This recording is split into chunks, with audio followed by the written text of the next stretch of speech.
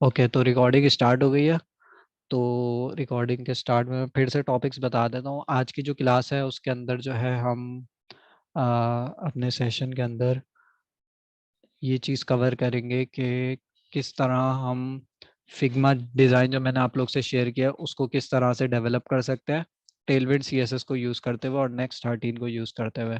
तो बिल्कुल शुरू से चलेंगे।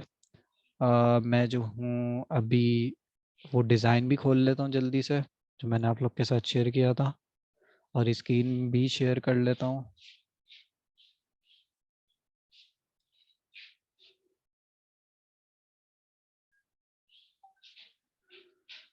ओके, डिज़ाइन खुल रहा है, स्क्रीन खोल लेता हूँ।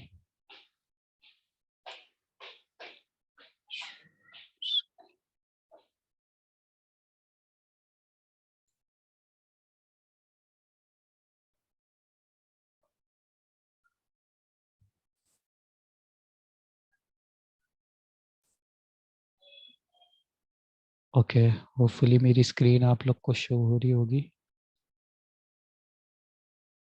जी जी हो रही है। ओके, तो जो है मैं सबसे पहले क्या करता हूँ, एक अदद फोल्डर बना लेता हूँ और बिल्कुल स्क्रैच से लेके चलते हैं इसको। तो फोल्डर का नाम मैं रख देता हूँ पेनावर्स डाओ क्लोन। इसके अंदर जो है मैं वही स्टेप्स फॉलो कर लेता हूँ जो कि हमें गिटहब से मिल जाएंगे। गिटहब पे जाता हूँ मैं, जो सर्जिया की रिपॉजिटरी है उसके अंदर से हम लोग जो है बिल्कुल स्टेप बाय स्टेप जो है नेक्स्ट जेएस को कमांड चला के देख लेते हैं। तो लर्न नेक्स्ट जेएस के अंदर जाता हूँ मैं। यहाँ पे हमें जो है स्टेप हेलो वर्ल्ड के अंदर जो है यहाँ पे हमें npx क्रिएट नेक्स्ट ऐप और एट द एक्सपेरिमेंटल ऐप, तो इसको मैं कमांड प्रॉम्प्ट पे लिख लेता हूँ।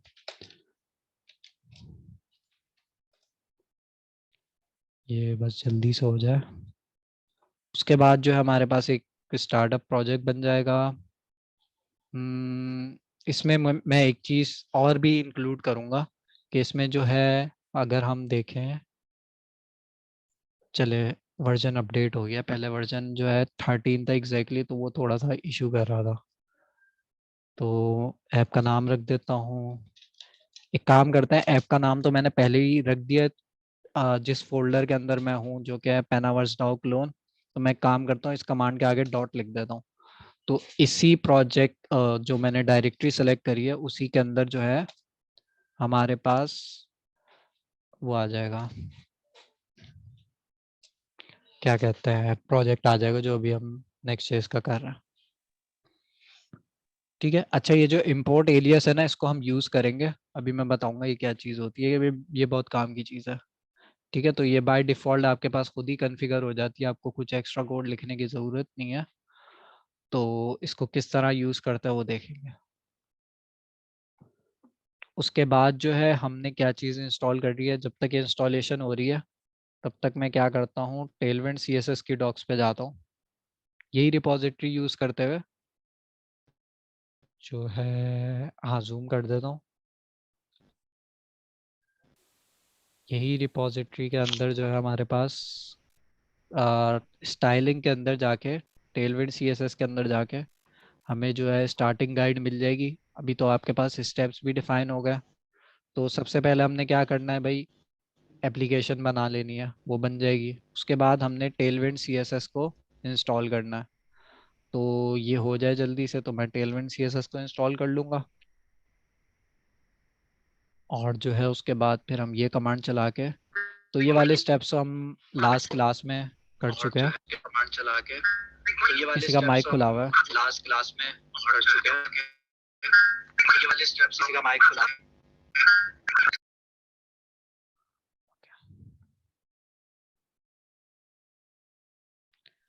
ओके, कहाँ तक पहुँची हमारी इंस्टॉलेशन, ये स्टॉप ही हो गई है। हम्म,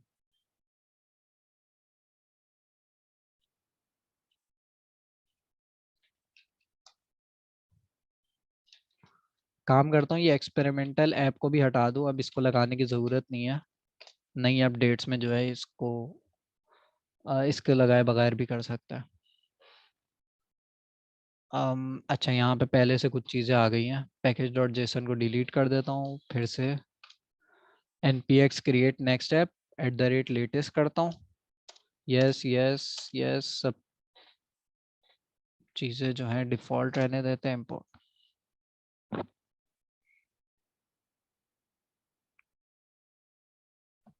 सर आपने ऐप डायरेक्टरी नो कर ली।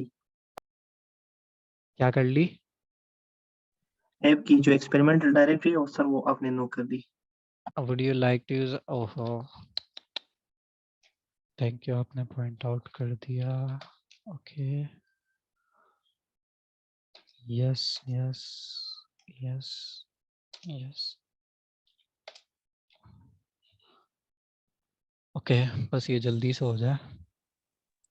हम जब भी रिकॉर्ड नहीं हो रहा यूट्यूब पे पैनावर्ड्स के चैनल पे। नहीं नहीं, वो जो है अभी जो है मैंने नेक्स्ट वीक से वो दोबारा से फिर यूट्यूब पे इंशाल्लाह हो जाएगी लाइव। इस वीक जो है मैं रिकॉर्डिंग कर लेता हूँ, वो पैनावर्ड्स के चैनल पे अपलोड करा दूंगा।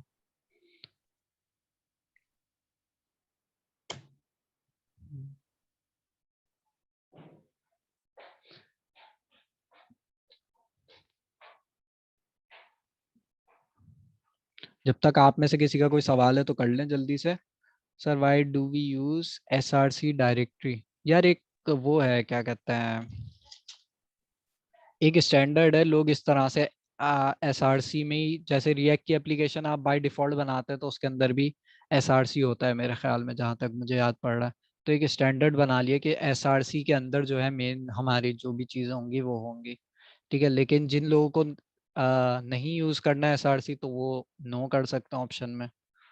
तो बिल्कुल।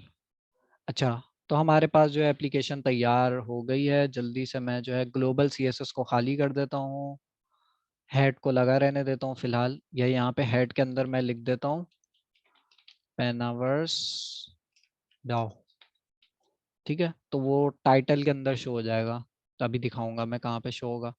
उसके बाद यहाँ पे मुझे कुछ फिलहाल चेंज नहीं करना, इसको मैं डिलीट कर देता हूँ।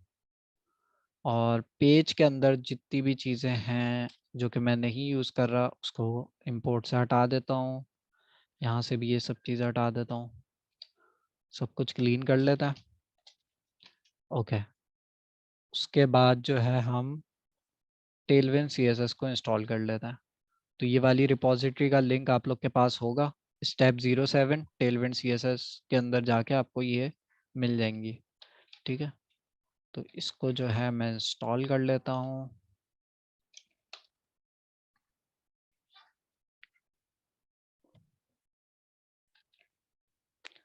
उसके बाद जो है इस कमांड को चलाएंगे तो हमारा टेलविन CSS स्टार्ट हो जाएगा। अच्छा, इधर जो है एक और स्टेप है, वो मैं इस ऑफिशियल डॉक्यूमेंटेशन से जाके देख लेता हूँ। ये ऑफिशियल डॉक्यूमेंटेशन जो है वो बिल्कुल नीचे यहाँ पे मिल जाएगी आप लोगों को, इस पर क्लिक करेंगे तो ऑफिशियल डॉक्स में आ जाएंगे। तो यहाँ से मैंने ये वाला स्टेप कर लिया, टॉप वाला। अब जो है सेकंड स्टेप को भी कॉपी कर लेता हूँ।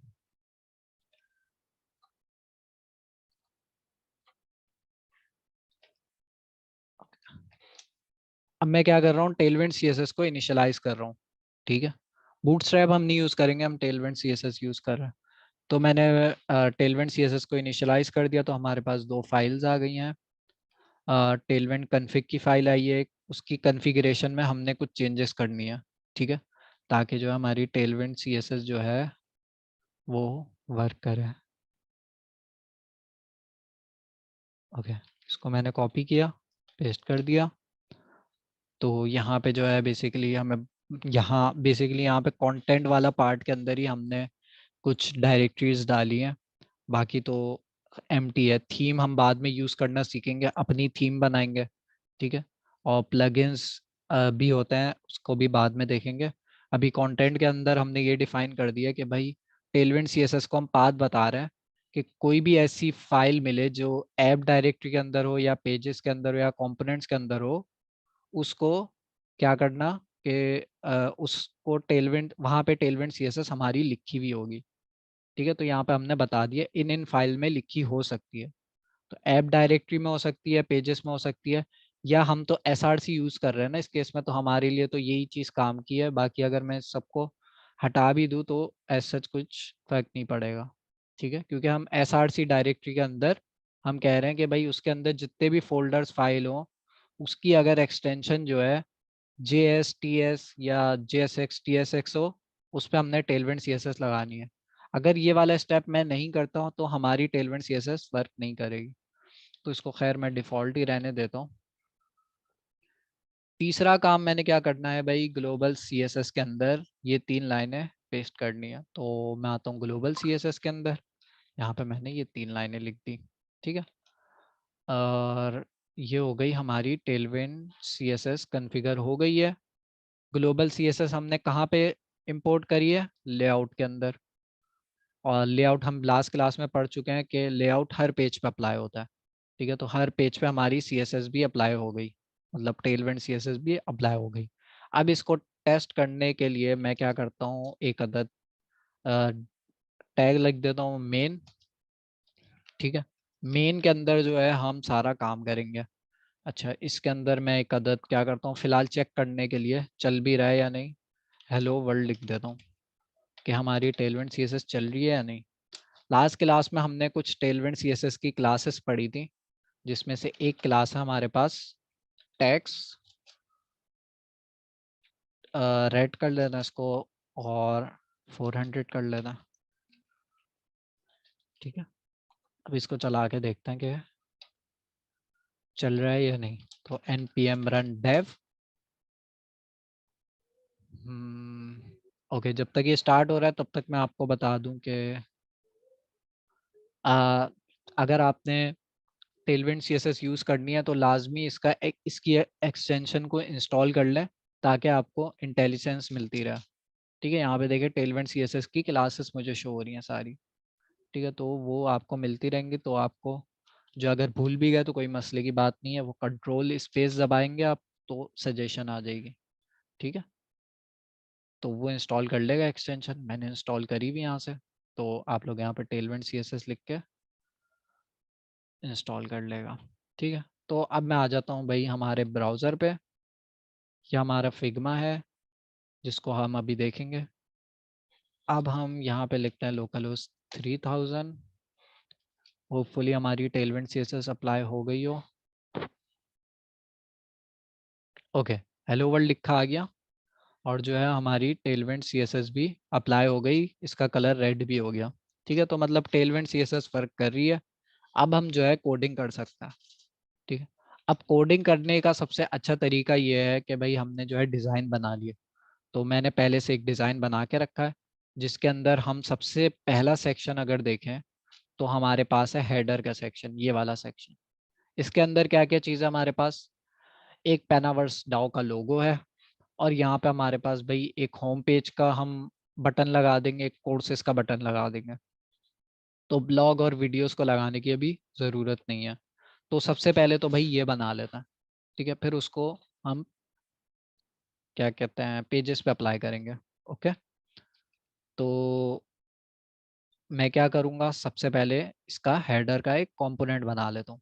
ठीक है, कंपोनेंट बनाने के लिए मैं क्या करता हूँ, मैं अपनी बेस्ट प्रैक्टिस जो मैं यूज़ करता हूँ वो ये है कि src डायरेक्टरी के अंदर मैं एक फोल्डर बना लेता हूँ कंपोनेंट्स। ठीक है, सबकी अपनी अपनी प्रैक्टिसेस हो सकती है, मैं जो है ये तरीका यूज़ करता हूँ। अच्छा, इसके अंदर जो है मैं एक और फोल्डर बना लेता हूँ, या चलें इसको सिंपल अगर मैं रखूँ तो um, चले मेरे ख्याल से इसको सिंपल रखता हूँ। वैसे मैं क्या करता हूँ कि भाई मैं विजिट्स का एक फोल्डर बनाता हूँ। बेसिकली विजिट्स जो है आपके सेक्शंस होंगे। ठीक है, जैसे कि आपका एक सेक्शन है भाई ये वाला, जो सबसे टॉप वाला है, ये वाला हीरो सेक्शन कहते हैं इसे। ठीक है, उसके बाद ये हमारा दूसरा सेक्शन है। हमारे विजिट्स या सेक्शंस के अंदर जो है हमारे पास कंपोनेंट्स होता है, और वो कंपोनेंट्स क्या हो सकते हैं, वो कंपोनेंट्स हो सकते हैं, ये देखो ये बटन हो सकता है छोटा सा।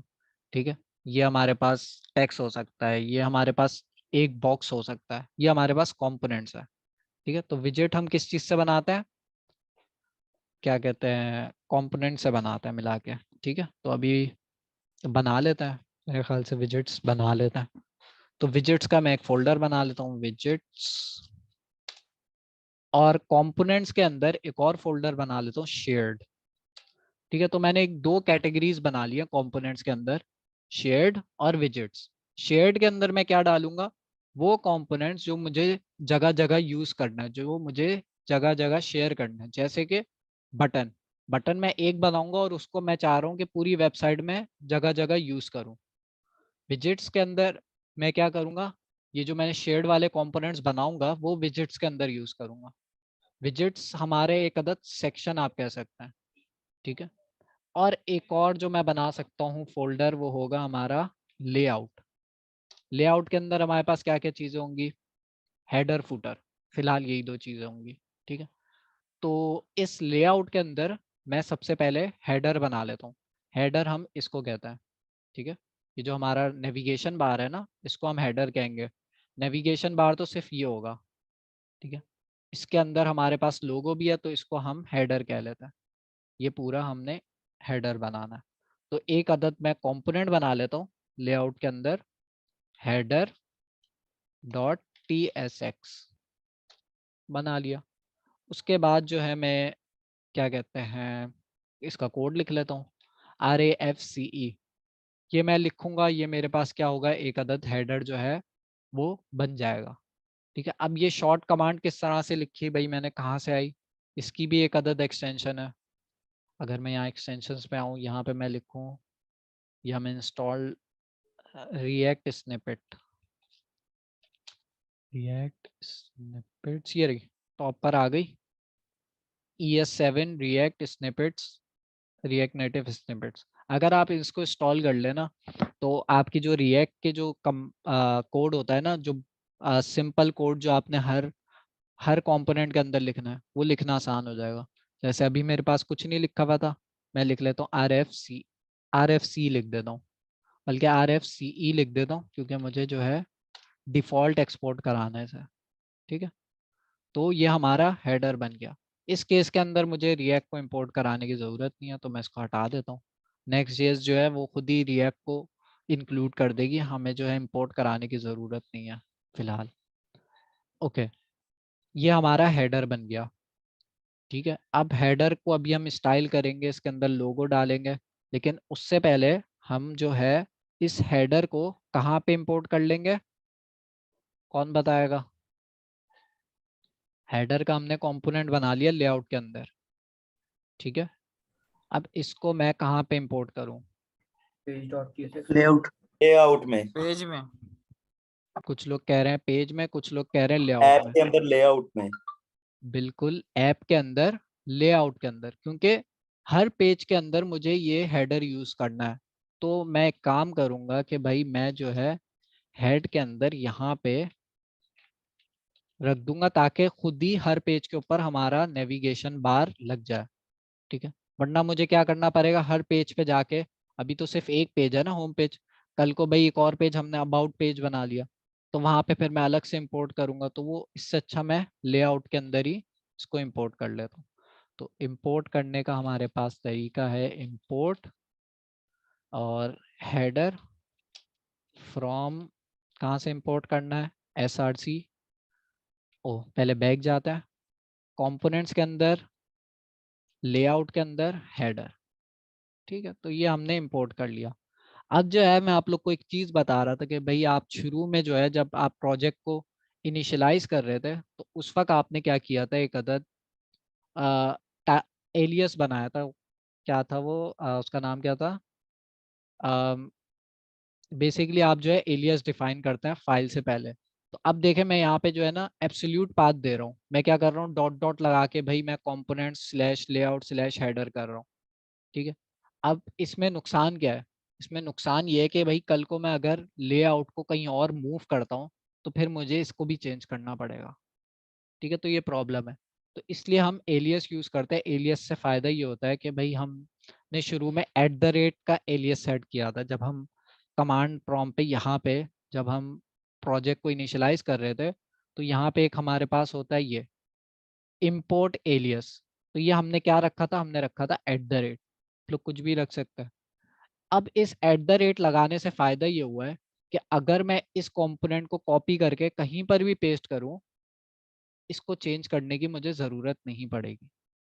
ठीक है, ये खुद ही जो है बेस डायरेक्टरी से, मतलब हमारा जो SRC है ये बेसिकली SRC के अंदर से हमें जो है कंपोनेंट को इंपोर्ट कर रहा होता है। ठीक है, तो @ मैंने लगा दिया, उसके बाद मैं स्लैश करूंगा, स्लैश के अंदर @ लगाने से क्या हुआ कि भाई मैं SRC के अंदर आ गया। ठीक है, अब मैंने स्लैश स्लैश कंपोनेंट्स ऐप के अंदर SRC के अंदर हमारे पास एक डायरेक्टरी है कंपोनेंट्स की, तो स्लैश कंपोनेंट्स में चला गया, उसके बाद slash layout slash header dot tsx। तो इस तरह से मैं इसको इंपोर्ट कर रहा हूँ। ठीक है, तो ये एलियस का फ़ायदा है कि भाई आप कल को इस फाइल को कहीं और मूव करते हैं तो आपको इसको चेंज करने की ज़रूरत नहीं पड़ेगी। अब ये जो है आप कहीं से भी इंपोर्ट करें सेम पाथ रहेगा। ठीक है, अच्छा अब मैंने इसको इंपोर्ट कर लिया है और इसको मैं इस तरह से लिख लेता हूँ। सर एक सवाल है। जी अच्छा, ये कह सकते हैं कि अगर मिसाल के तौर पे मैंने SRC को एक और फोल्डर में रख दिया तो फिर मुझे पाथ की चेंज करने की जरूरत पड़ेगी, इसी हाँ तरह कह बिल्कुल, सकते हैं? बिल्कुल ऐसे।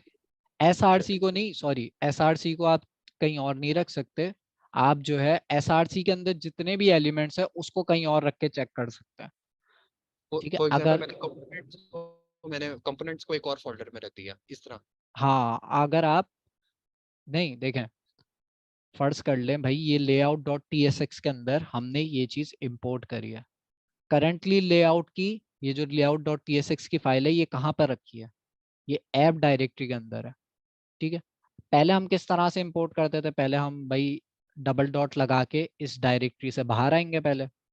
ठीक है, फिर उसके बाद दूसरी डायरेक्टरी के अंदर जाएंगे जो कि कंपोनेंट्स है। ठीक है, अगर कल को भाई मुझे इस लेआउट को उठा के भाई पेजेस के अंदर डालना हो तो फिर उस हिसाब से फिर मुझे इसका पाथ भी चेंज करना पड़ेगा। तो ये मसला था। अब ये @ लगाने से क्या हुआ कि भाई अब इसको ना मुझे चेंज करने की ज़रूरत नहीं है। इवन अगर मैं इसको हेडर को अगर मुझे कहीं और भी इंपोर्ट करना है ना तो मैं बस वहाँ पे जाऊँगा, यही लाइन लिख दूंगा। ठीक है, तो इससे क्या हो रहा है कि भाई अब जो है इससे फ़ायदा ये हो रहा है कि अगर कल को मैं इस फाइल को कहीं और मूव करता हूँ तो इस पाथ को मुझे चेंज करने की ज़रूरत नहीं पड़ेगी। इसकी कॉन्फ़िगरेशन कहीं लिखी होती है, कहाँ लिखी होती है, नेक्स्ट कॉन्फ़िग के अंदर नहीं है। और ओके,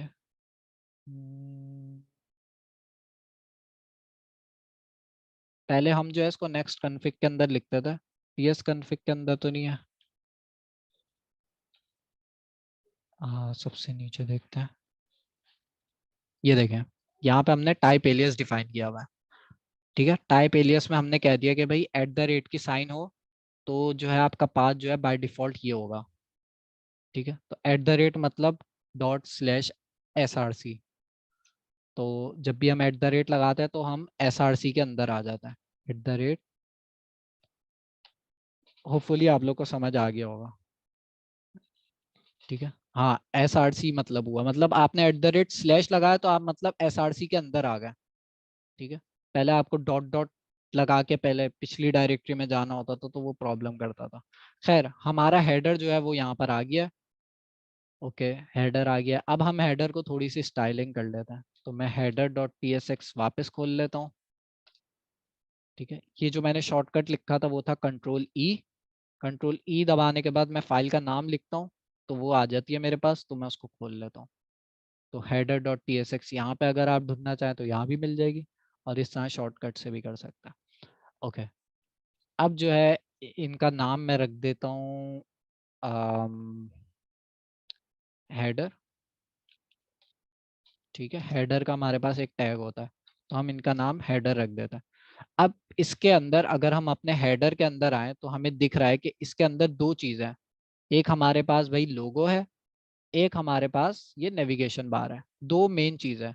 फिर उस नेविगेशन बार के अंदर दो बटन है। ठीक है, तीन बटन है, इस केस में हम जो है दो बटन ऐड करेंगे। ठीक है, तो पहले एक काम करते हैं, एक डिव बनाते हैं जिसके अंदर भाई हमने एक कोने में पेनावर्स का लोगो रखना है और दूसरे कोने में बटन्स रखना है। ठीक है, फिर आएंगे बटन्स की स्टाइलिंग पे, भाई बटन की स्टाइलिंग क्या करनी है। ओके, तो इसके अंदर हमारे पास भाई लोगो की जगह फिलहाल जो है मैं H2 रख लेता हूँ, लेकिन हम इसको लोगो करेंगे वापसी। तो मैं लिख देता हूँ फिलहाल पेनावर्स डाउ। ठीक है, किसी का माइक खुला हुआ है?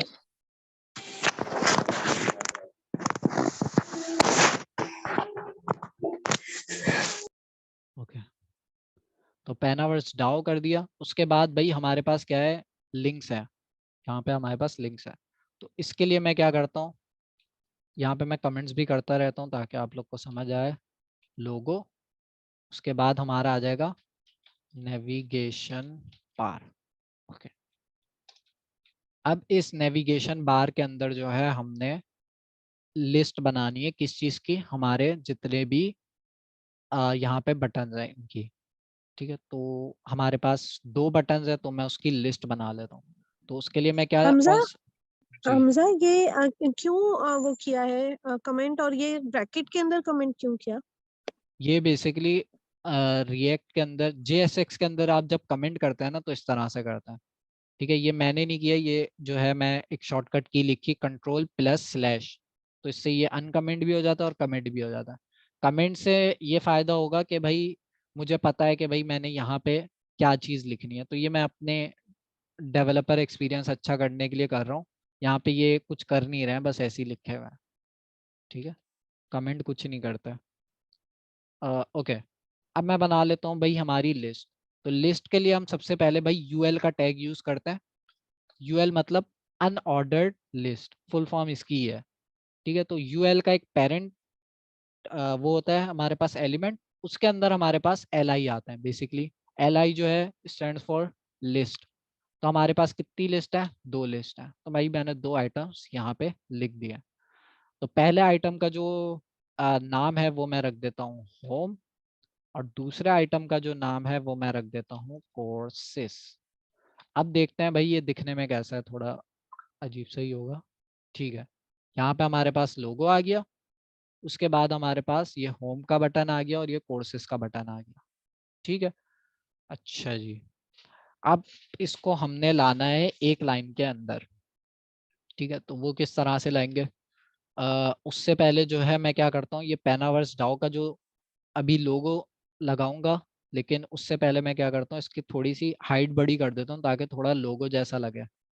तो उसके लिए मैं क्या रखूँगा, इसकी क्लास नेम सेट कर दूंगा टेलविंड CSS से।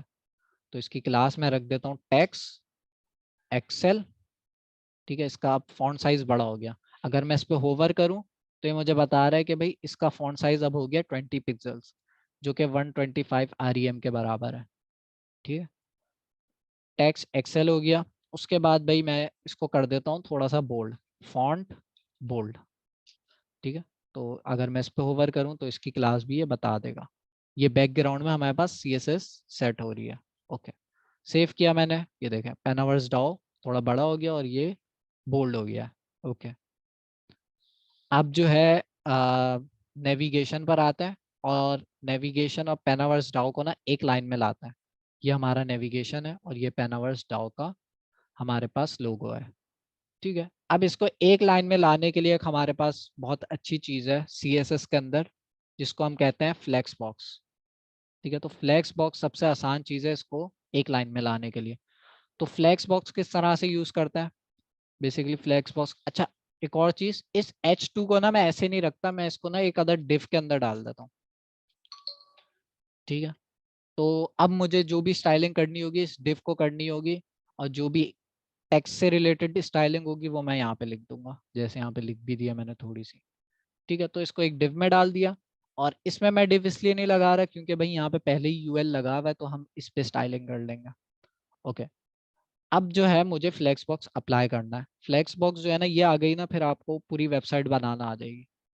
फ्लेक्स बॉक्स का क्या कॉन्सेप्ट है कि हम जो है ना इन दोनों एलिमेंट्स के पेरेंट पे फ्लेक्स लगाता है, फ्लेक्स बॉक्स लगाता है। ठीक है, अच्छा यहाँ पे अगर आप देखें तो पेरेंट क्या है, हेडर का टैग है, और इसके चाइल्ड कौन कौन है, ये रहे, एक हमारे पास ये एक चाइल्ड है और एक ये चाइल्ड है। ठीक है, तो अब मैं इस पे फ्लेक्स लगा के देखता हूँ। क्लास नेम, फ्लेक्स लगाने का तरीका ये है कि भाई मैं सिंपली फ्लेक्स लिख दूं, यहाँ पे सेव करूं, होवर करूंगा तो ये देखें बैकग्राउंड में हमारे पास ये क्लास लग गई, डिस्प्ले फ्लेक्स CSS के अंदर। बट हम टेलविंड CSS लिख रहे हैं तो हमने बस फ्लेक्स लिख दिया, वो फ्लेक्स बॉक्स अप्लाई हो गया। अब देखते हैं ये हमारे पास एक लाइन में आ गया, हाँ आ गए। देखिए पेनावर्स डाओ एक हमारे पास चाइल्ड है और दूसरा चाइल्ड हमारे पास कौन है, ये दोनों लिस्ट, ठीक है, जो कि एक अदद यूएल के टैग के अंदर है, ठीक है। एक चाइल्ड ये रहा, एक चाइल्ड ये रहा, दोनों एक लाइन में आ गए, ठीक है। अब हमने इन दोनों एल आई को भी एक ही लाइन में लाना है, तो उसको किस तरह से करेंगे, क्या करूं, यूएल पे फ्लेक्स दे दो। यूएल पे फ्लेक्स दे दो, ओके, क्लास नेम यूएल पे फ्लेक्स दे दिया। तो यूएल जो है पेरेंट एलिमेंट है इन दोनों एल आई का, ठीक है। ये दोनों एल आई जो है वो चाइल्ड एलिमेंट है और इसके पेरेंट पे मैंने फ्लेक्स लगा दिया, सेव किया, दोनों एक लाइन में आ गए, ठीक है। अब मुझे क्या करना है, नेक्स्ट टास्क जो है मेरा वो ये है कि इन दोनों को, ये जो हमारा दूसरा वाला चाइल्ड है इसको मुझे बिल्कुल राइट हैंड साइड पे भेजना है और ये जो लोगो है वो यहीं पे रहेगा, ठीक है। तो इसको राइट हैंड साइड में भेजने के लिए हमारा फ्लेक्स काम आएगा। क्या चीज़ लिख सकता हूँ यहाँ पे, फ्लेक्स बॉक्स की कौन सी प्रॉपर्टी है जो कि मुझे हेल्प करेगी इसको राइट पे भेजने में, ठीक है। और ये जस्टिफाई करके इसको फ्लेक्स एंड कर देंगे। Justify flex end. Flex end अगर मैं करूंगा तो ये तो दोनों एक साथ चले जाएंगे फ्लेक्स एंड कोने में, मुझे सिर्फ इसको, इस वाले चाइल्ड को इस कोने में भेजना है और इसको यहीं पे रहने देना है। इसमें जस्टिफाई कंटेंट स्पेस बिटवीन कर देंगे। हाँ स्पेस ये भी एक बिटवीन, ऑप्शन है। हाँ स्पेस बिटवीन से क्या होगा कि भाई राइट पे स्पेसेस भी आ जाएंगे, तो मैं क्या करूंगा, एक हमारे पास ऑप्शन है जस्टिफाई बिटवीन, ठीक है। अब बैकग्राउंड में सीएसएस क्या अप्लाई हो रही है, इस पे ओवर किया, जस्टिफाई कंटेंट स्पेस बिटवीन, ठीक है। जिन्होंने अभी बताया था वो बिल्कुल सही है, मैं सीएसएस की क्लास जो है, अच्छा एक और हमारे पास होता है अराउंड, मैं समझा आप जो है अराउंड वाला कह रहे हैं, ठीक है हाँ जी बिल्कुल ये सही रहा। बताया। अच्छा खैर, जस्टिफाई बिटवीन से क्या होगा, हमारे जो दो चाइल्ड हैं वो बिल्कुल इस तरह से हो जाएंगे कि भाई एक चाइल्ड जो है वो इस लेफ्ट कॉर्नर पर आ जाएगा और एक चाइल्ड जो है वो राइट पर चला जाएगा, ठीक है। अगर यहाँ पर हमारे पास तीन चाइल्ड्स होंगे तो किस तरह से डिस्ट्रीब्यूशन होगी, तीसरा चाइल्ड कहाँ जाएगा, फर्ज कर लें भाई तीसरा यहाँ पे, चाइल्ड एक सेंटर में आएगा ना। एक हाँ सेंटर में हो जाएगा। हाँ बिल्कुल एक सेंटर में आ जाएगा। जैसे मैंने यहाँ पे एक और चाइल्ड ऐड कर दिया, ऐसे ही यूएल की कॉपी कर ली मैंने और देखते हैं ये कहाँ पर है, ये सेंटर पे आ गया, एक बिल्कुल राइट पे चला गया, एक बिल्कुल लेफ्ट पर है, ठीक है। इसी तरह से अगर मैं चार ऐड करूंगा तो चारों के बीच में इक्वल स्पेस होगा, जस्टिफाई बिटवीन ये कर रहा है कि भाई सब जितने भी चाइल्ड एलिमेंट है उनके दरमियान एक जैसा स्पेस मेंटेन कर रहा है। तो इसको मैं हटा देता हूँ, ओके। तो कुछ हद तक हमारा नेविगेशन बना है लेकिन अभी भी काफ़ी काम बाकी है। अच्छा, सबसे जो मेन काम मुझे सबसे अजीब सी चीज़ लग रही है वो ये है कि ये जो है ना नेविगेशन बार बहुत बड़ा है, मतलब मेरी स्क्रीन भी बड़ी है लेकिन जो है अगर मैं इसको और बड़ी स्क्रीन पे ले जाऊं तो अब देखें डाओ की जो हेडिंग है वो इस कोने में और वो इतना दूर यहाँ पे इस कोने में, तो इस तरह से हम अमूमन डिज़ाइन नहीं करते। अगर मैं अपनी पेनावर्स डाओ की वेबसाइट खोलूँ तो यहाँ पे देखें एक सेंटर अलाइन है सारे आइटम ना, ये देखें एक मैंने मैक्सिमम विड्थ दी हुई है कि भाई हमारा नेविगेशन बार जो है वो इस विड्थ से लंबा नहीं होगा, ठीक है। आप देखें मैं जितनी भी बड़ी स्क्रीन, जितनी भी छोटी, मतलब जितना भी जूम आउट कर दूं हमारा कंटेंट जो है वो इतना ही बड़ा होगा, इससे ज़्यादा बड़ा नहीं होगा। तो यहाँ पे मैंने एक मैक्स विड्थ लगा दी है, ठीक है। तो ये चीज़ करते हैं किस तरह से, इसको करने का एक अच्छा तरीका है लेकिन जो है पहले हम नॉर्मल वाले तरीके से करके दे करते हैं, ठीक है। अच्छा, इसको करने के लिए मैं क्या करूँगा, एक अदर प्रॉपर्टी है हमारे पास मैक्स विद,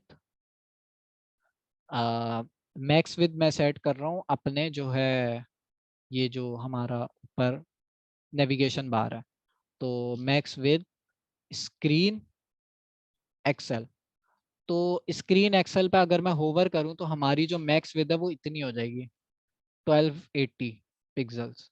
तो अगर मैं इसको सेव करूँ तो आप देखेगा यहाँ पे, इंस्पेक्ट करता हूँ मैं,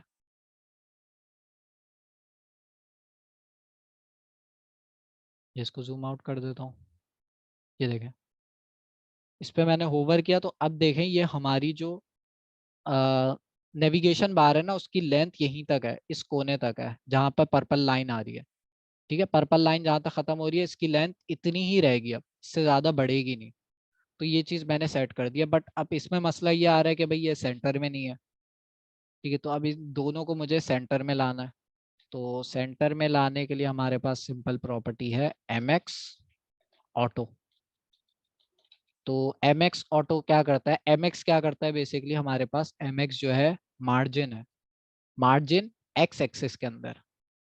तो mx लगा दिया मैंने। ऑटो अगर मैं करता हूँ ना तो उसे जो भी हमारे एलिमेंट्स होंगे वो हमारे सेंटर में आ जाता है।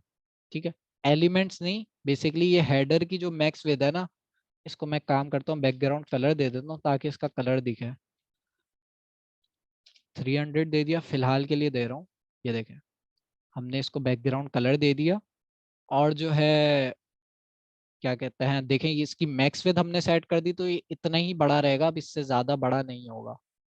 ठीक है, और जो है इसको हमने सेंटर में लाने के लिए एक प्रॉपर्टी है mx ऑटो, मतलब मार्जिन x एक्सिस में अगर हम ऑटो कर देते हैं तो हमारा जो भी डिव है वो सेंटर में आ जाता है। ठीक है, तो ये mx ऑटो कर दिया मैंने, तो हमारा ये वाला जो डिव है हेडर का वो सेंटर में आ गया। ओके, अब इसमें मुझे भाई थोड़ी सी पैडिंग शेडिंग ऐड करूं क्योंकि ये बहुत ज़्यादा चुपके हुए हैं। तो पैडिंग ऐड करने के लिए मैं क्या करूंगा, यहाँ पे लिखूंगा py 8। तो 8 कुछ ज़्यादा ही बड़ा हो गया, एक काम करता है इसको 6 कर देता है। पी वाई मतलब पैडिंग वाई एक्सिस पे, तो वाई एक्सिस पे हमने पैडिंग ऐड कर दी। थोड़ा सा पी एक्स भी दे देता हूँ क्योंकि अगर हम छोटी डिवाइस पर आए ना तो ये देखिए पेनावर्ड्स जो है बिल्कुल कोने में लगा हुआ है। ठीक है, तो हमने जो है कोने कोने में थोड़ा सा गैप भी रखना है। यहाँ पे देखिए कोर्सेज जो है बिल्कुल कोने में लगा हुआ है, तो यहाँ पे थोड़ा सा गैप रखता है। तो गैप रखने के लिए हमारे पास होता है px 2। मैंने 2 दे दिया है तो देखें थोड़ा सा गैप आ गया, यहाँ पे इस तरफ भी आ गया और इस तरफ भी आ गया।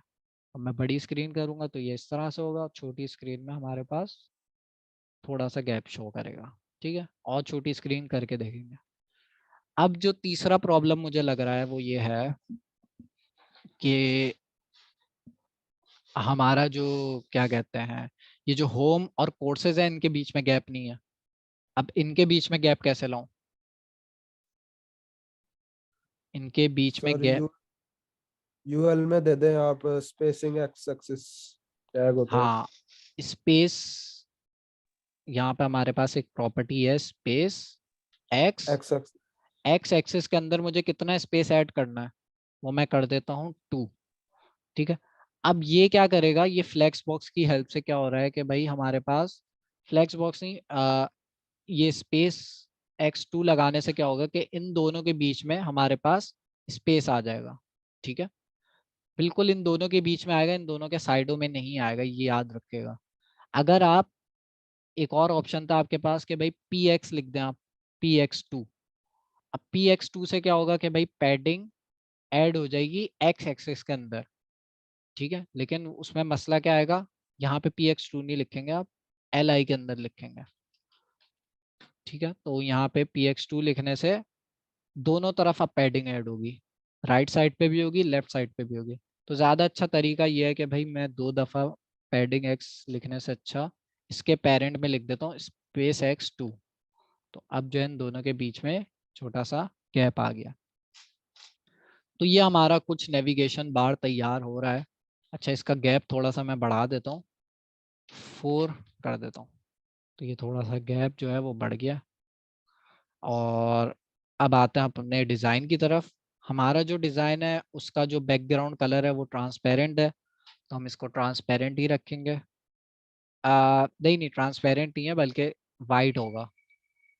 क्यों वाइट होगा, क्योंकि अगर मैं यहाँ पर आऊँ पेनावर्स टॉक की वेबसाइट के अंदर जो मैंने बनाई थी, इसके अंदर जो नेविगेशन बार है इसका बैकग्राउंड कलर वाइट है।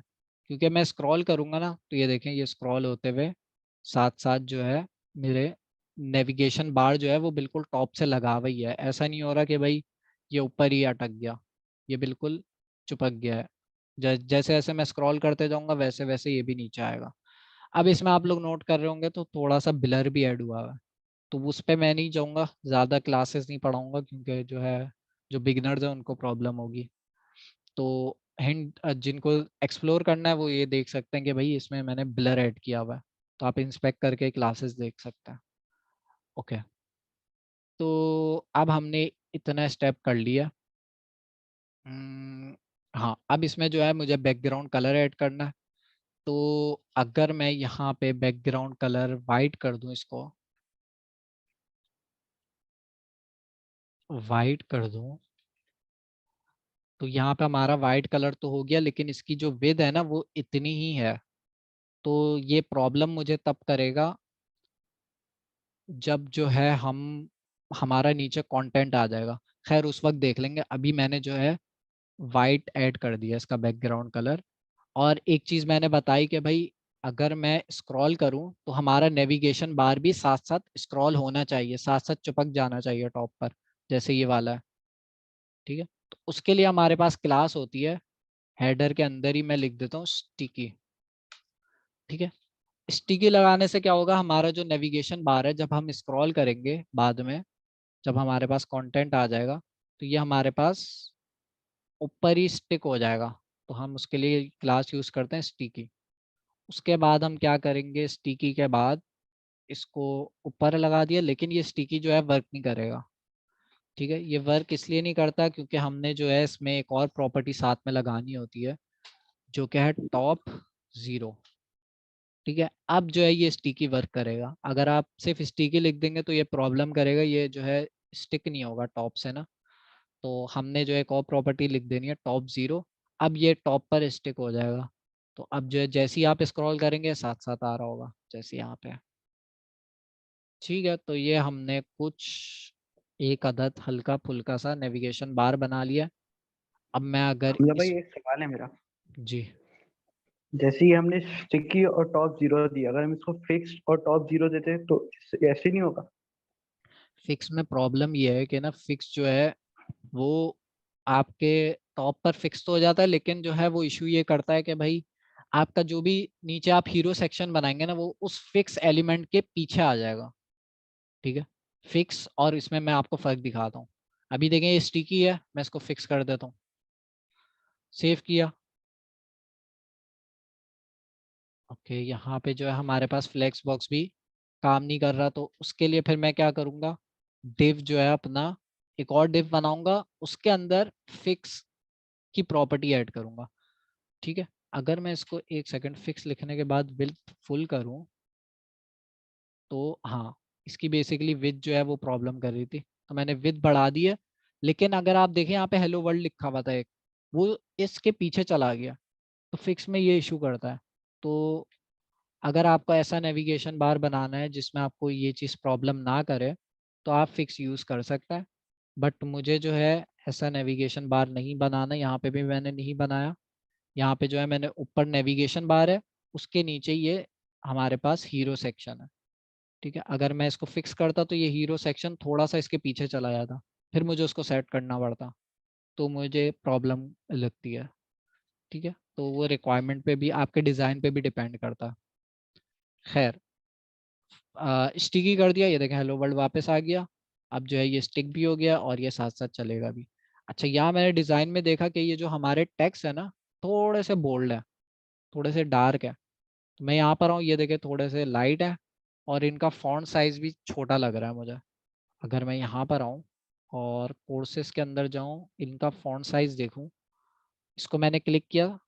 आपको इनका फॉन्ट साइज देखना हो ना तो आप यहाँ इंस्पेक्ट से जाके या वहाँ से भी देख सकते हैं। तो इनका फॉन्ट साइज जो है वो है एक सेकेंड और जाना पड़ेगा। फॉन्ट साइज हमारे पास 14 पिक्सल्स है। फॉन्ट साइज सही लग रहा है, बस इसको थोड़ा सा बोल्ड कर देता हूँ।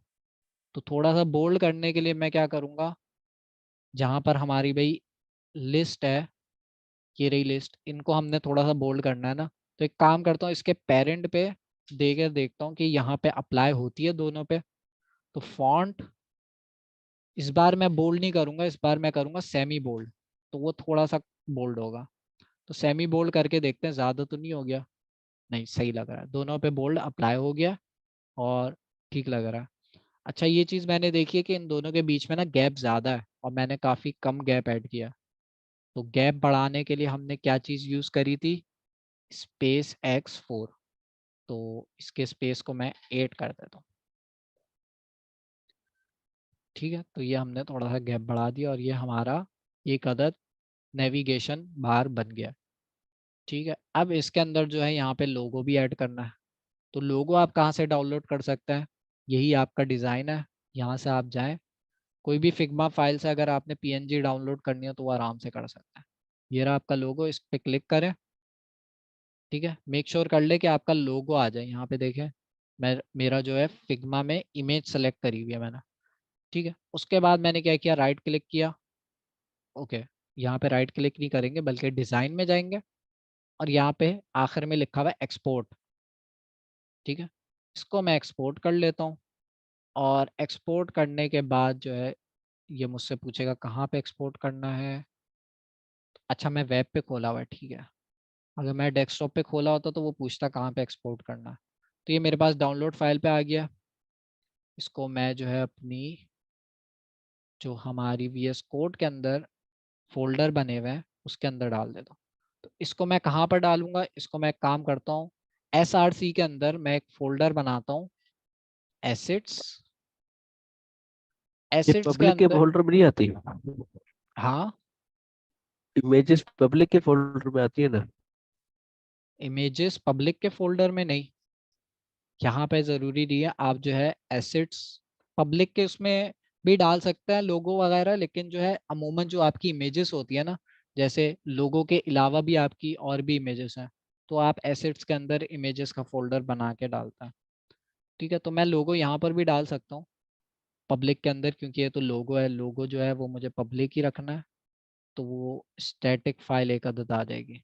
अच्छा, यहाँ से मैं इसको ना काम करता हूँ, रिवील कहाँ है भाई हमारा, रिवील इन फाइल एक्सप्लोरर। इसको फाइल एक्सप्लोरर पे खोल देता हूँ और पब्लिक के अंदर जाके यहाँ पे पेस्ट कर देता हूँ। इसको रीनेम कर देता हूँ, लोगो कर देता हूँ इसका नाम। ओके, तो ये हमारे पास लोगो हमने कर लिया। ओके, इसको बंद अच्छा, कर देते हैं। ये मैंने इसलिए कहा, ये कन्वेंशन बनी हुई है ना अपनी इसकी, नेटजेएस की।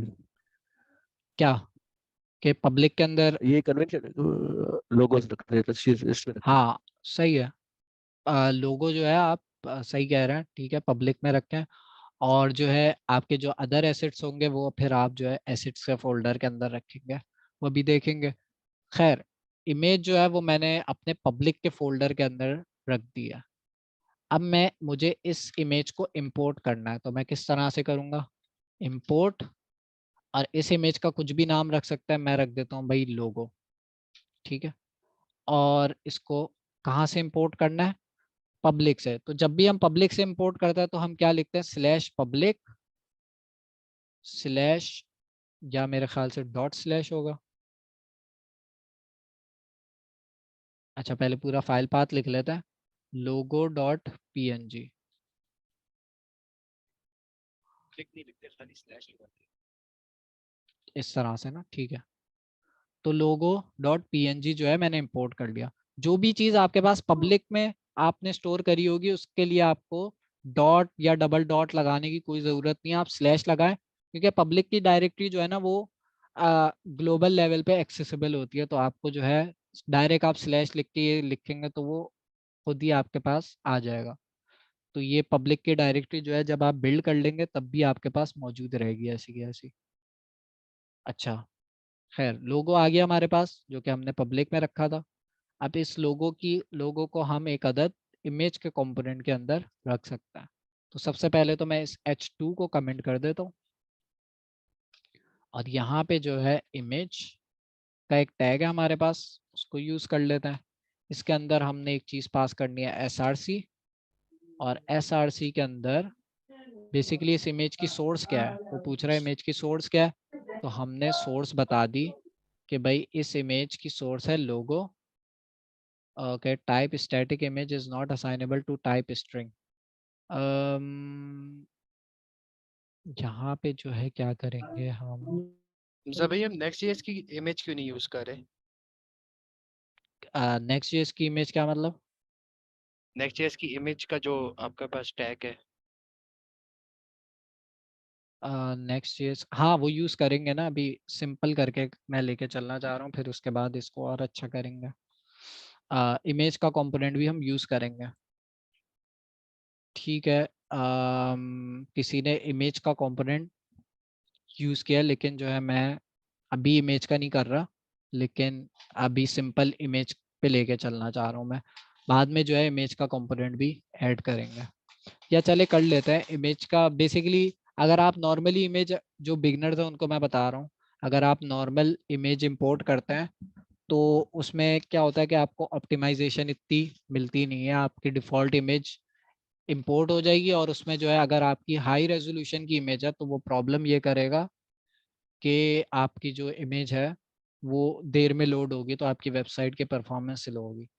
तो नेक्स्ट जेएस क्या करता है, वो आपको एक अदद बिल्ट इन हमारे पास कंपोनेंट देता है इमेज का, ठीक है। तो इसको हम कहाँ से इंपोर्ट करेंगे, नेक्स्ट स्लैश इमेज से। तो ये हमारे पास एक अदद कंपोनेंट आ गया। इसको यूज करने का तरीका ये है कि हमने इमेज लिखी, ऐसे लिख दिया। अब ये जो एरर दे रहा है, एरर में क्या लिखा है, एरर में वो कह रहा है कि भाई आप जो है इसकी जो सोर्स है वो भी प्रोवाइड करें। तो वो सोर्स मैं प्रोवाइड कर देता हूँ यहाँ पे। सबसे पहले सोर्स, सोर्स के अंदर हमने क्या चीज़ पास करनी है, हमने अपना लोगो पास करना है जो हमने पब्लिक से इंपोर्ट किया। तो वो लोगो मैंने पास कर दिया। ऑल्ट के टैग के अंदर, ऑल्ट का टैग भी रिक्वायर्ड है, तो ऑल्ट के टैग के अंदर आप जो है अपनी इमेज का कोई भी टैग्स रख सकते हैं। अगर इमेज रेंडर नहीं हुई किसी वजह से तो भाई आपके पास ये टैग शो होगा। तो यहाँ पे मैं लिख देता हूँ कि ये गूगल के भी काम आता है, गूगल जो है इस ऑल टैग को पढ़ के आपकी इमेजेस भी रैंक कर सकता है। अच्छा, यहाँ पे मैं लिख देता हूँ पेनावर्स डाओ लोगो, ठीक है। कल को कोई सर्च करता है पेनावर्स डाओ लोगो और गूगल में इमेजेस में जाता है तो हो सकता है ये वाली इमेज भी आ जाए, ठीक है। तो ये हमने भाई कुछ लोगो सेट किया है, देखते हैं कोई एरर शेरर आ रहा है। ओके, ये हमारे पास अच्छा सा लोगो आ गया, और जो है इसका साइज़ भी हमने चेंज करने की ज़रूरत नहीं है, क्योंकि जो है यहाँ पे इसी साइज़ का लोगो था, तो हमने उसको बस इंपोर्ट कर लिया। और ये जो होम और कोर्सेज है इसको मैंने नोट किया, ये कुछ ज़्यादा ही बोल्ड हो गए, तो इसको थोड़ा सा कम बोल्ड करने के लिए हम एक और प्रॉपर्टी यूज़ कर सकते हैं, एक और क्लास यूज़ कर सकते हैं, फॉन्ट मीडियम। तो हमारे पास जो है इसका थोड़ा कम बोल्ड हो जाएगा ये, ठीक है। तो ये हो जाएगा, अभी हो गया शायद। ओके, अब हमजा भाई एक क्वेश्चन है। जी, आपने इमेज को ऊपर इंपोर्ट कर लिया, अच्छा नहीं होता कि हम सोर्स में ही यूआरएल ले देते? इमेज को मैंने ऊपर इंपोर्ट कर लिया, हाँ कर सकते हैं आप, कोई प्रॉब्लम नहीं है। अगर आप कह उससे रहे हैं तो कि वो आप इस ऑप्टिमाइजेशन तरह में से, कोई नहीं जी नहीं कोई प्रॉब्लम नहीं करेगा। बेस्ट प्रैक्टिस कौन सी है सर? यार बेस्ट प्रैक्टिस तो क्या कहते हैं, नॉर्मली हम बेस्ट प्रैक्टिस का मुझे जो है मैं कह नहीं सकता, लेकिन जो है मैं इस तरह से ही कन्वेंशन यूज कर रहा हूँ। जो मैं जितने डेवलपर्स को देखता हूँ वो इस तरह से ही कर रहे होते हैं कि भाई लोगों को इस तरह से इंपोर्ट करता है फिर उसके बाद यूज करता है, ठीक है। अच्छा, और सोर्स नॉर्मली में लोगो इमेज हमारे पास जो अगर है, सोर्स में जी लोगो जो है हमारे पास नॉर्मली हम यहाँ से तो ये इंपोर्ट, हाइट और विड्थ का इशू देता है अगर इंपोर्ट। अच्छा आप कह रहे हैं कि अगर आप इस तरह से इंपोर्ट करेंगे तो वो हाइट और विड्थ का इशू देगा। वो एरर देता है कि भाई आपने विद और हाइट डिफाइन करनी है, तो आप विद और हाइट डिफाइन कर सकते हैं, लेकिन जब मैंने इसको इस तरह से इंपोर्ट किया तो वो नहीं पूछ रहा। तो ये भी एक छोटा सा डिफरेंस है, बट जो है नॉर्मली हम इस तरह से कर रहे होते हैं। इसने खुद ही हाइट और विड्थ सेट कर दी है, और जो है ये ठीक है। अब नेविगेशन हमजा बार जो है, उस्ताद, जी लोगों का लोगों का क्या कहते हैं, साइज कितना होना चाहिए? यार वो डिजाइन पे डिपेंड करता है। वैसे तो आपका लोगो जो है ना, प्रोफेशनली प्रोफेशनली आपका लोगो जो है ना वो एसवीजी इमेज पे होता है। तो वो, ये सर्कल कहाँ से आ गया, एक सेकेंड। चलो खैर, इसको बाद में देखते हैं। नॉर्मली जो है आपका लोगो जो है ना वो एसवीजी इमेज होती है। तो एसवीजी पे मैं जा नहीं रहा अभी। अभी जो है सिंपल इमेजेस को लेके चल रहा है। तो आगे फिर देखते हैं। नॉर्मली जो है आपके लोगो पे भी डिपेंड करता है कि आपके लोगो का साइज़ क्या होना चाहिए। मुझे स्टैंडर्ड तो नहीं पता, बट जो मुझे डिज़ाइन में अच्छा लग रहा होता है मैं उस हिसाब से सेट कर लेता हूँ। तो बड़ी स्क्रीन पे बड़ा साइज़ होगा, छोटी स्क्रीन पे थोड़ा छोटा साइज़ होगा। ओके, अब जो है मुझे एक प्रॉब्लम नज़र आ रही है, वो ये है कि पेनावर्स जो है वो सही लिखा हुआ है, लेकिन ये जो होम और कोर्सेज है ना ये थोड़ा ऊपर की तरफ लिखा हुआ है। अगर मैं इसको इंस्पेक्ट करूं और थोड़ा सा इसको जूम भी कर देता हूँ, ठीक है। तो अगर मैं इसको छोटी स्क्रीन पे लेके जाऊं, ये देखें, होम और कोर्सेज जो है ऊपर है और जो हमारा पेनावर्स का लोगो है वो सेंटर में। तो हमने क्या करना है, ऐसी क्लास लिखनी है कि ये दोनों सेंटर में आ जाए वर्टिकली, ठीक है। तो इसको करने के लिए मैं क्या क्लास लिख सकता हूँ, आइटम्स सेंटर। कहाँ पे लिखूंगा, हेडर के अंदर लिखूंगा जहाँ पे हमने फ्लेक्स अप्लाई किया था, ठीक है। पेरेंट फ्लेक्स, डिव में। हाँ, फ्लेक्स हमने इन दो चाइल्ड्स के लिए अप्लाई किया था। तो इन दो चाइल्ड्स को ही हमने सेंटर में लाना है। तो भाई यहाँ पे मैं आइटम्स सेंटर कर देता हूँ। तो ये सेंटर में आ गया।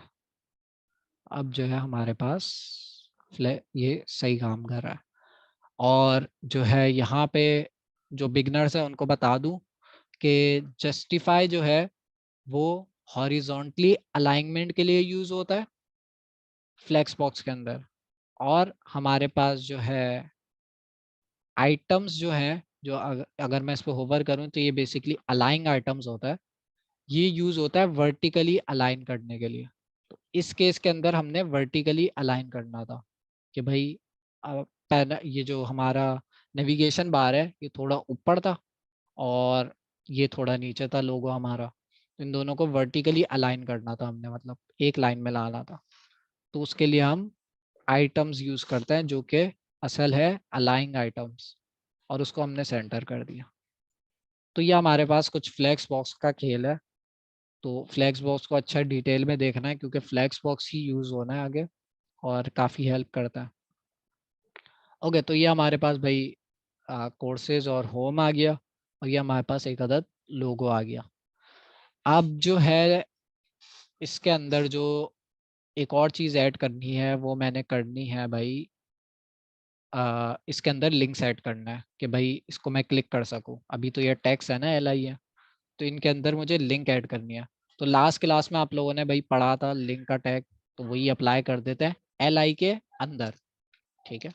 तो LI के अंदर भाई मैंने लिंक का टैग यूज कर लेता हूँ जो कि हमें Next.js के अंदर से मिल रहा होता है। इसके अंदर अच्छा पहले तो इसको इंपोर्ट कर लेता है। इंपोर्ट करने का एक आसान तरीका ये भी है कि भाई आपने लिंक को क्लिक किया, कंट्रोल डॉट दबाया, और यहाँ पे हमें भाई वो सजेशन में दे रहा है कि भाई नेक्स्ट लिंक से इसको इंपोर्ट कर लिया। नेक्स्ट लिंक से मैंने इसको इंपोर्ट कर लिया। इसमें एक प्रॉपर्टी है टू या href के अंदर हमने जो है यहाँ पे पाथ डिफाइन करना है। तो जब भी यूजर होम पे क्लिक करे तो हमने उसको कहाँ पे रीडायरेक्ट करना है,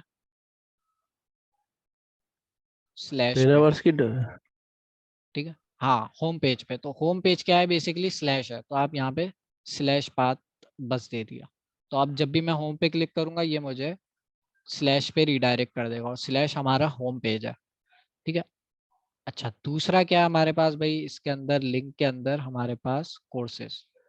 तो यहाँ पे मैंने एक और LI ऐड कर दिया, उसके अंदर मैं कर देता हूँ कोर्सेस। अब इन कोर्सेज का क्या मुझे पाथ देना है, यहाँ पे स्लैश कोर्सेस, ठीक है। तो ये इस तरह से मैं डिफाइन कर सकता हूँ। और अब यहाँ पर अगर मैं आऊँ तो आप देखेगा कि अब जो है ये क्लिकेबल हो गया। अगर मैं होम पे क्लिक करता हूँ तो इसी पेज पे आ जाऊंगा। अगर मैं कोर्सेज पे क्लिक करता हूँ तो अभी कोर्सेज का पेज एग्जिस्ट नहीं करता, तो वो 404 पे ले गया मुझे। बट होम का है तो भाई होम पे क्लिक करूंगा तो इसी पेज पे आ जाऊंगा। ठीक है, लिंक में 2 टैग क्या बता रहे थे आप? क्या चीज? वो कोई और सा लिंक था उस, असल में दूसरे फ्रेमवर्क्स में टू यूज होता है, तो थोड़ी सी कंफ्यूजन हो गई थी मुझे, बट href नेक्स्ट जेएस के अंदर href लिखता है। सही है।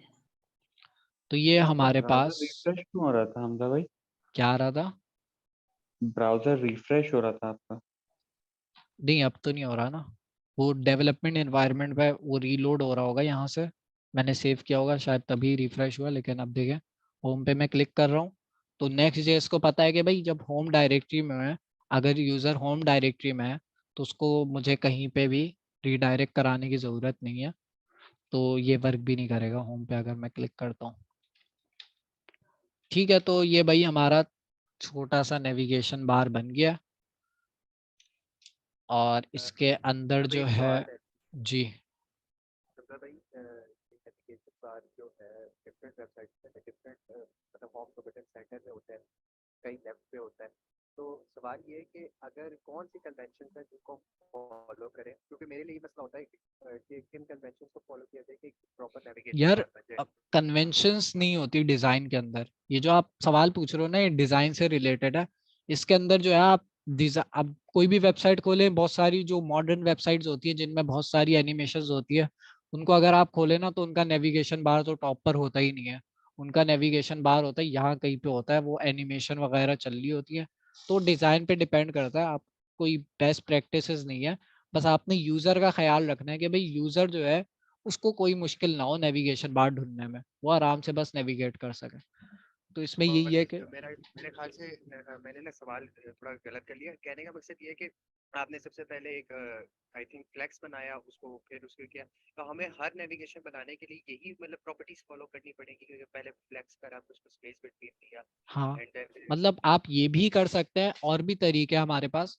लेकिन अगर आप देखें तो आ, इस तरीके पे अगर आप जाते तो आप देखें थोड़ी सी क्लासेस लिखी और हमारा अच्छा नेविगेशन बार बन गया। अब एक और तरीका ये हो सकता है कि भाई आप ग्रिड यूज कर लें, और भी तरीके हो सकते हैं, लेकिन आपने देखना है कि भाई सबसे कम कोड आपने किस में लिखना पड़ रहा है। तो मैं काफ़ी अरसे से बना रहा हूँ नेविगेशन बार वगैरह, तो मुझे अंदाज़ा है कि भाई फ्लैक्स जो है इस यूज़ के लिए सबसे बेहतरीन रहेगा, क्योंकि इसमें मुझे सबसे कम कोड लिखना पड़ रहा है। तो वही चीज़ है, अगर आपके भाई नेविगेशन बार कॉम्प्लेक्स है, मतलब इसमें भाई यहाँ पे एक पेनावर्स का लोगो है, यहाँ पे भाई सर्च बार लगा हुआ है, यहाँ पे भाई क्या कहते हैं बटन्स लगे हुए हैं नेविगेशन के, तो आप उसकी जगह पे ग्रिड भी यूज कर सकते हैं। तो वो ग्रिड एक अलग टॉपिक है, लेकिन ग्रिड भी आसान है टेलविंड सीएसएस के अंदर। तो बिल्कुल वो रिक्वायरमेंट पे डिपेंड करता है। ओके, एच स्टैक भी बना सकते हैं। एच स्टैक क्या कर सकते हैं ना, मैं आपका सवाल समझा नहीं। ठीक है, जब तक स्टैक तो चाकरा का कंपोनेंट है ना? हाँ, चाकरा यूआई तो हम नहीं यूज कर रहे ना यहाँ पे, हम तो टेलविंड सीएसएस यूज कर रहे हैं। तो हम जो है टेलविंड सीएसएस की क्लासेस ही यूज करेंगे। अगर आप चाकरा यूज कर रहे हैं तो फिर उसके अंदर एच स्टैक आएगा। ठीक है, तो अभी टेलविंड सीएसएस पे ही बनाना सीखते हैं। Okay, home courses navigation bar हो गया है। अब आते हैं भाई सेकंड सेक्शन के अंदर, जो कि बहुत ही मज़ेदार है। इसके अंदर अगर हम देखें तो हमारे पास तीन चीज़ें हो रही हैं, मतलब दो मेन कंपोनेंट्स है। एक भाई ये रहा हमारे पास, एक ये रहा, और एक हमारे पास ये रहा। दो मेन हमारे पास कंपोनेंट्स हो गए। अब इन दो कंपोनेंट्स को हम किस तरह से एक लाइन में लाएंगे? फ्लेक्स के थ्रू। ठीक है, तो वो अभी देख लेते हैं किस तरह से लाते हैं। तो ये हमारे पास भाई एक अदद हेडर बन गया। उसके बाद मैं क्या करता हूँ, कंपोनेंट्स के अंदर जाता हूँ। इस बार मैं क्या बनाना चाह रहा हूँ, एक अदद सेक्शन बनाना चाह रहा हूँ, पूरा हीरो सेक्शन। तो मैं इसको एक काम करता हूँ, विजिट्स के अंदर डाल देता हूँ। विजिट्स के अंदर जो है मैं एक अदद फाइल बनाता हूँ। इस विजिट्स का नाम आप सेक्शंस भी कर सकते हैं आपकी आसानी के लिए। तो यहाँ पे जो है मैं इसका नाम लिख देता हूँ, क्या कहते हैं। अच्छा, जब भी आप कंपोनेंट बनाए उसका पहला लेटर कैपिटल रखें तो अच्छा, एक अच्छी कन्वेंशन है कि कंपोनेंट्स का नाम जो है वो आप इस तरह से रखें। अच्छा, क्या रखना है, हीरो सेक्शन, तो इसके लिए मैं रख देता हूँ भाई हीरो डॉट TSX, इसका मैंने नाम रख दिया। अब वही थोड़ा सा रिएक्ट का कोड लिख लेता हूँ RAFC, और रिएक्ट को इंपोर्ट कराने की जरूरत नहीं है, बस हीरो को हमने लिख लिया और एक अदद हीरो। ओके, अब इस हीरो को मैं कहाँ पे इंपोर्ट करूंगा,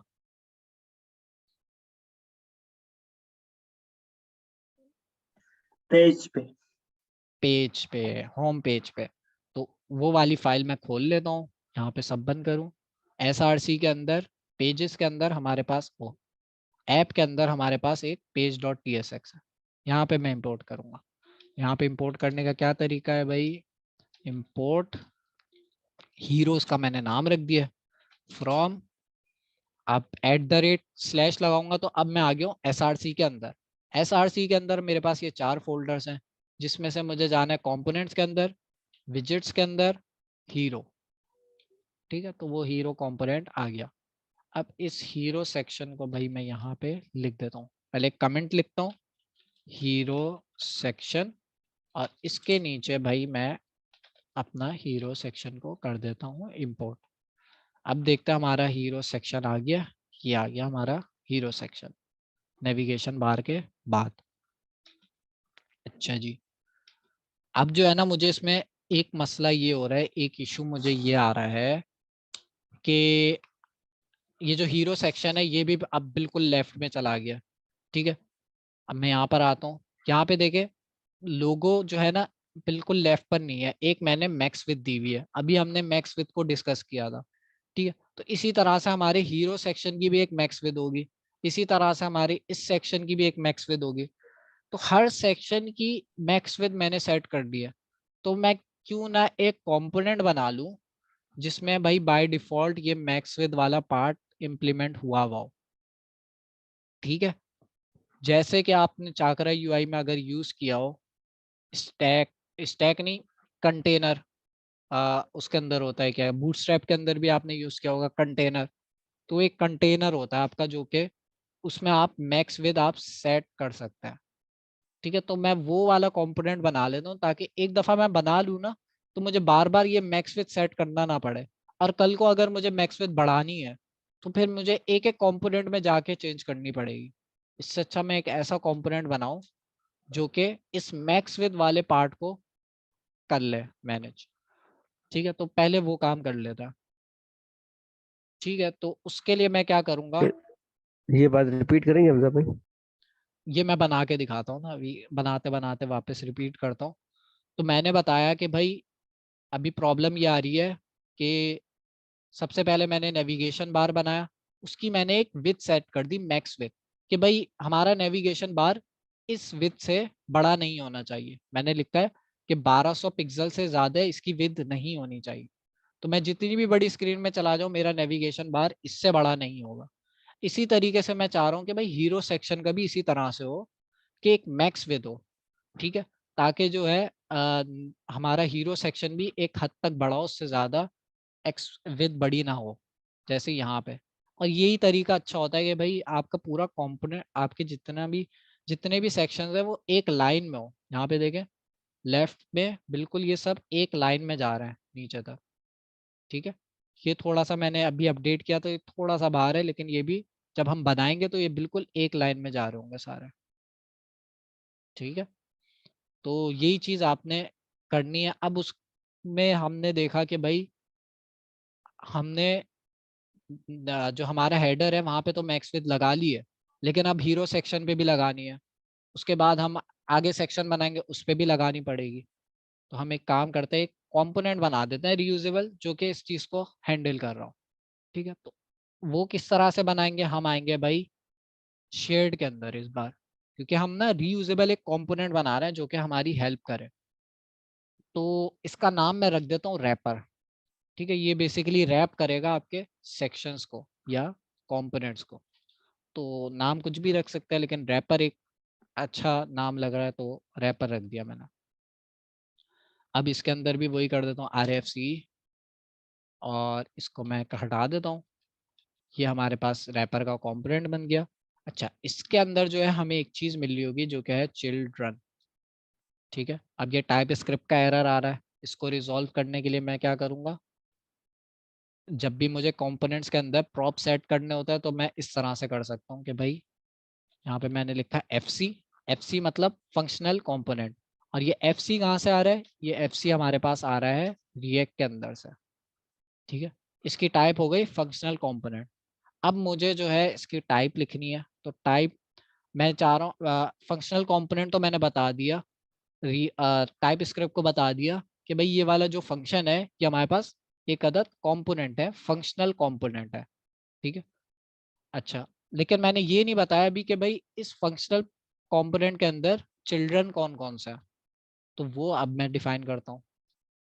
तो यहाँ पे सबसे पहले मैंने हमजा भाई ये एफसी दोबारा रिपीट कर देना एफसी, देखिए, इसको मकसद FC क्या जो है? है अभी आप यूज कर रहे हैं, लेकिन FC जो है बेसिकली टाइप स्क्रिप्ट को बता रहा है कि ये जो हमने लिखा है, ये जो हमने फंक्शन बनाया है, इसकी टाइप जो है वो फंक्शनल कंपोनेंट है। ये बिल्ट इन एक अदर टाइप बनाई हुई है, रिएक्ट ने हमें प्रोवाइड करी हुई है। ठीक है, लेकिन अब मुझे प्रॉप्स की टाइप भी ऐड करनी है इसके अंदर। जो मैं प्रॉप्स यहाँ पे लूंगा ना, उसकी टाइप भी ऐड करनी है। तो वो किस तरह से करूंगा, तो अच्छा, एक काम करता है, हमने लेआउट के अंदर भी देखा था।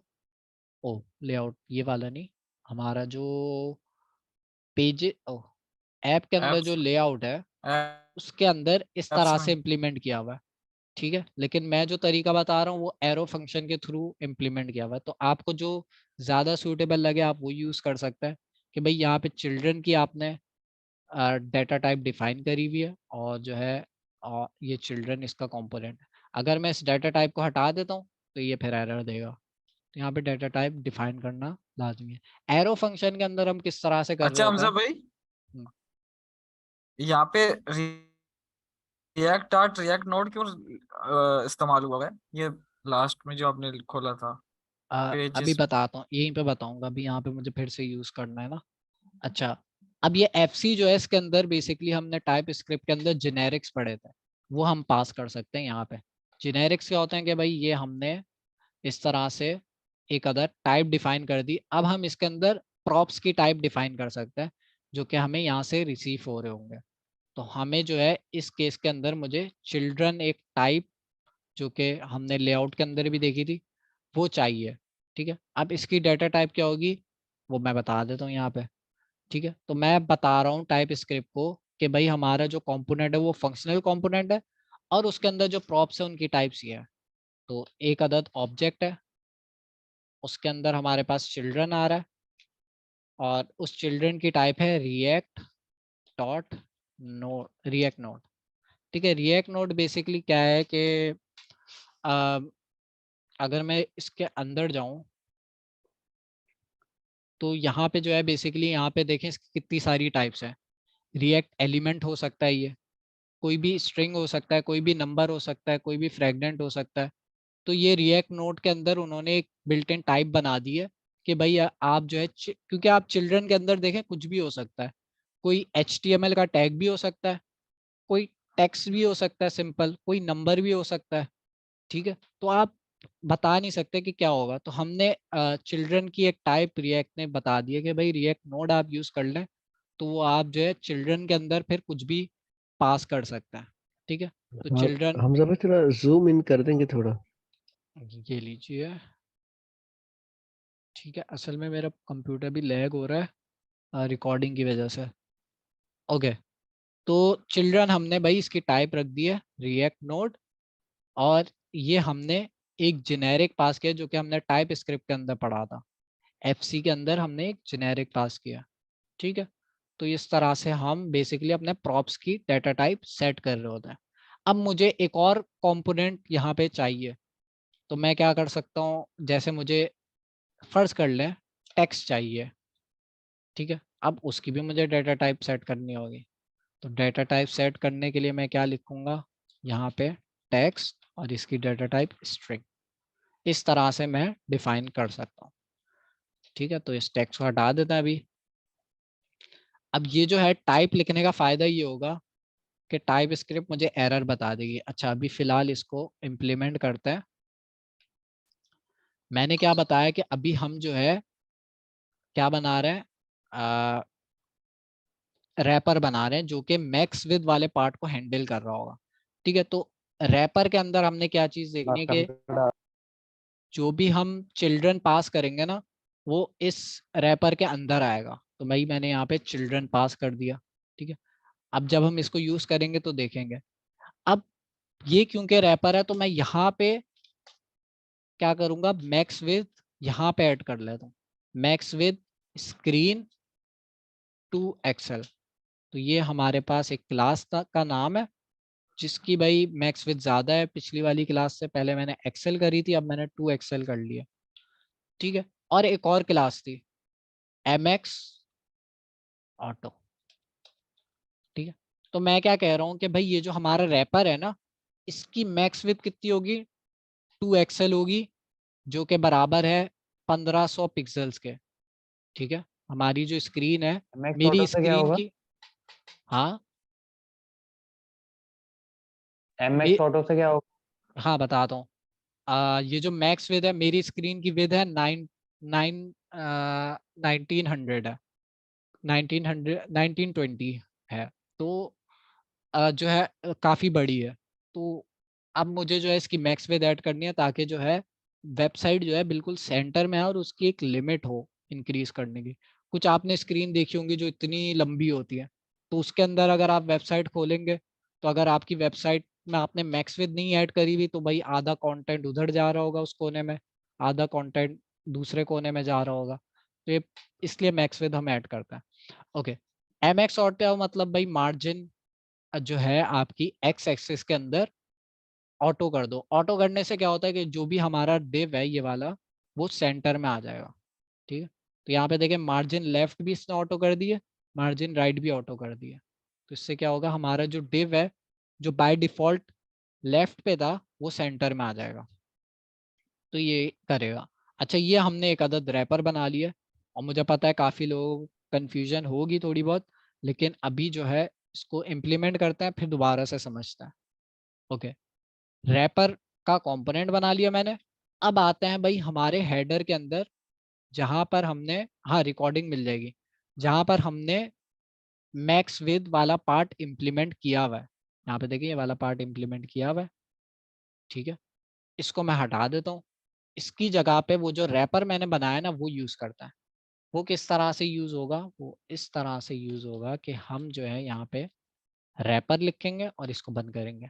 तो ये हमने रैपर का कंपोनेंट एक अदद इंपोर्ट कर लेना है पहले तो इसको इंपोर्ट करने का तरीका मैंने आपको बताया था कि आप इस तरह से करेंगे। तो यहाँ पे जो है एलियस आपको नहीं बता रहा, तो एलियस हमारा क्या था, @components/shared/rap।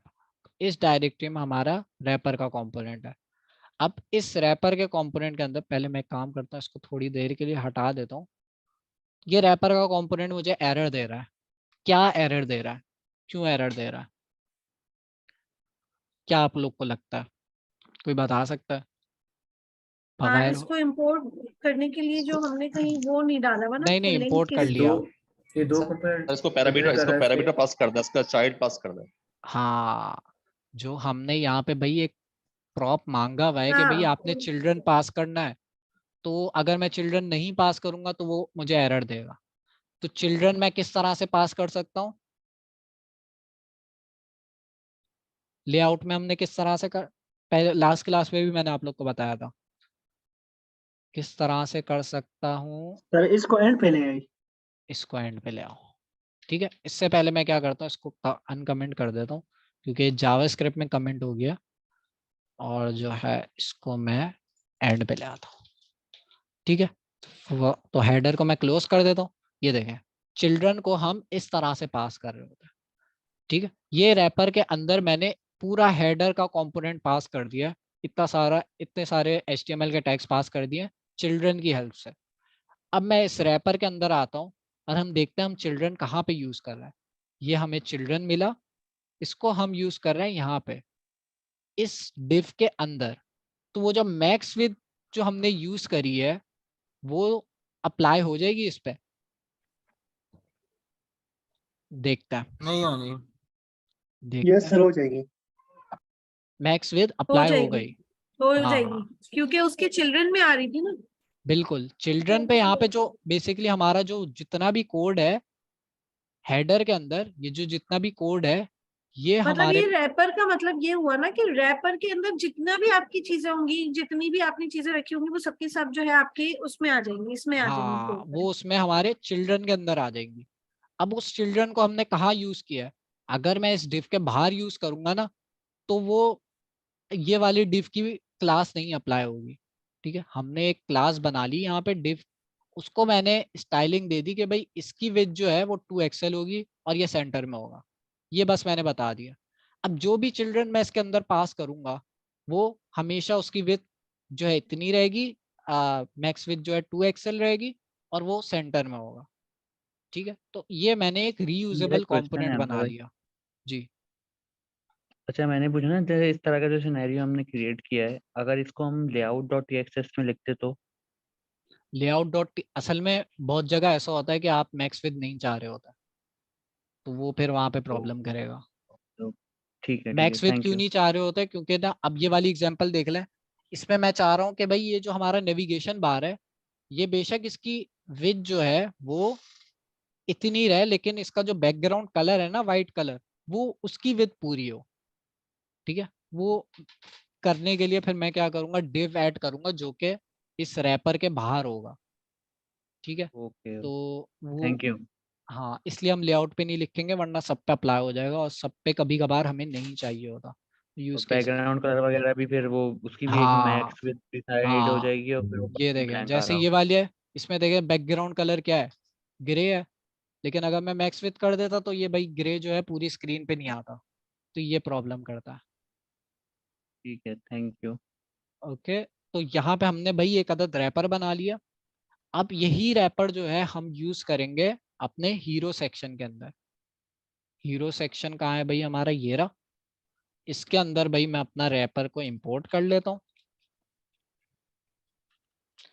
फ्रॉम @। किसी ने पूछा ये @ का क्या मतलब है? ये बेसिकली एलियस हमने बनाया है, क्या कहते हैं इसे, इंपोर्ट एलियस हमने एलियस। बनाया। इंपोर्ट एलियस हमने बनाया है। ये बेसिकली इसका मतलब ये है कि आप @ लगाएंगे ना तो मतलब आप SRC डायरेक्टरी के अंदर आ गए। ये रही हमारी SRC डायरेक्टरी, इसके अंदर आ गए। ठीक है, अब आप ये चीज कहीं से भी लिखें वहां पे आपको SRC डायरेक्टरी के अंदर से ही आना होगा। तो इससे फायदा ये होता है कि आप बार बार आप डबल डॉट लगा के पीछे या आगे, या हो सकता है आपको इतनी दफा डबल डॉट लगाना पड़े एक फाइल से निकलने के लिए, तो ये अच्छा तरीका नहीं है। तो हम इसको @ लगा देते हैं स्लैश। यहाँ पे हमें कंपोनेंट्स के अंदर SRC के अंदर हमारे पास आ गया भाई कंपोनेंट, ये रहा। इसके अंदर जाते हैं शेयर्ड के अंदर, यहाँ पे मैं लिख देता हूँ component slash shared slash wrapper. तो ये हमने इंपोर्ट कर लिया। अब इसको यहाँ पे किस तरह से लिखूं, रैपर को मैं किस तरह से रैपर का लिखूं? कंपोनेंट लगा दे। रैपर का कंपोनेंट लगा दिया। अब रैपर को उसके अंदर करते हैं, डिप के अंदर करते डिव को रैपर के अंदर चिल्ड्रन कर। लिखेंगे। हैं। उल्टा बोल दिया। इफ को ठीक है, रैपर के अंदर कर दो। हाँ हाँ बिल्कुल।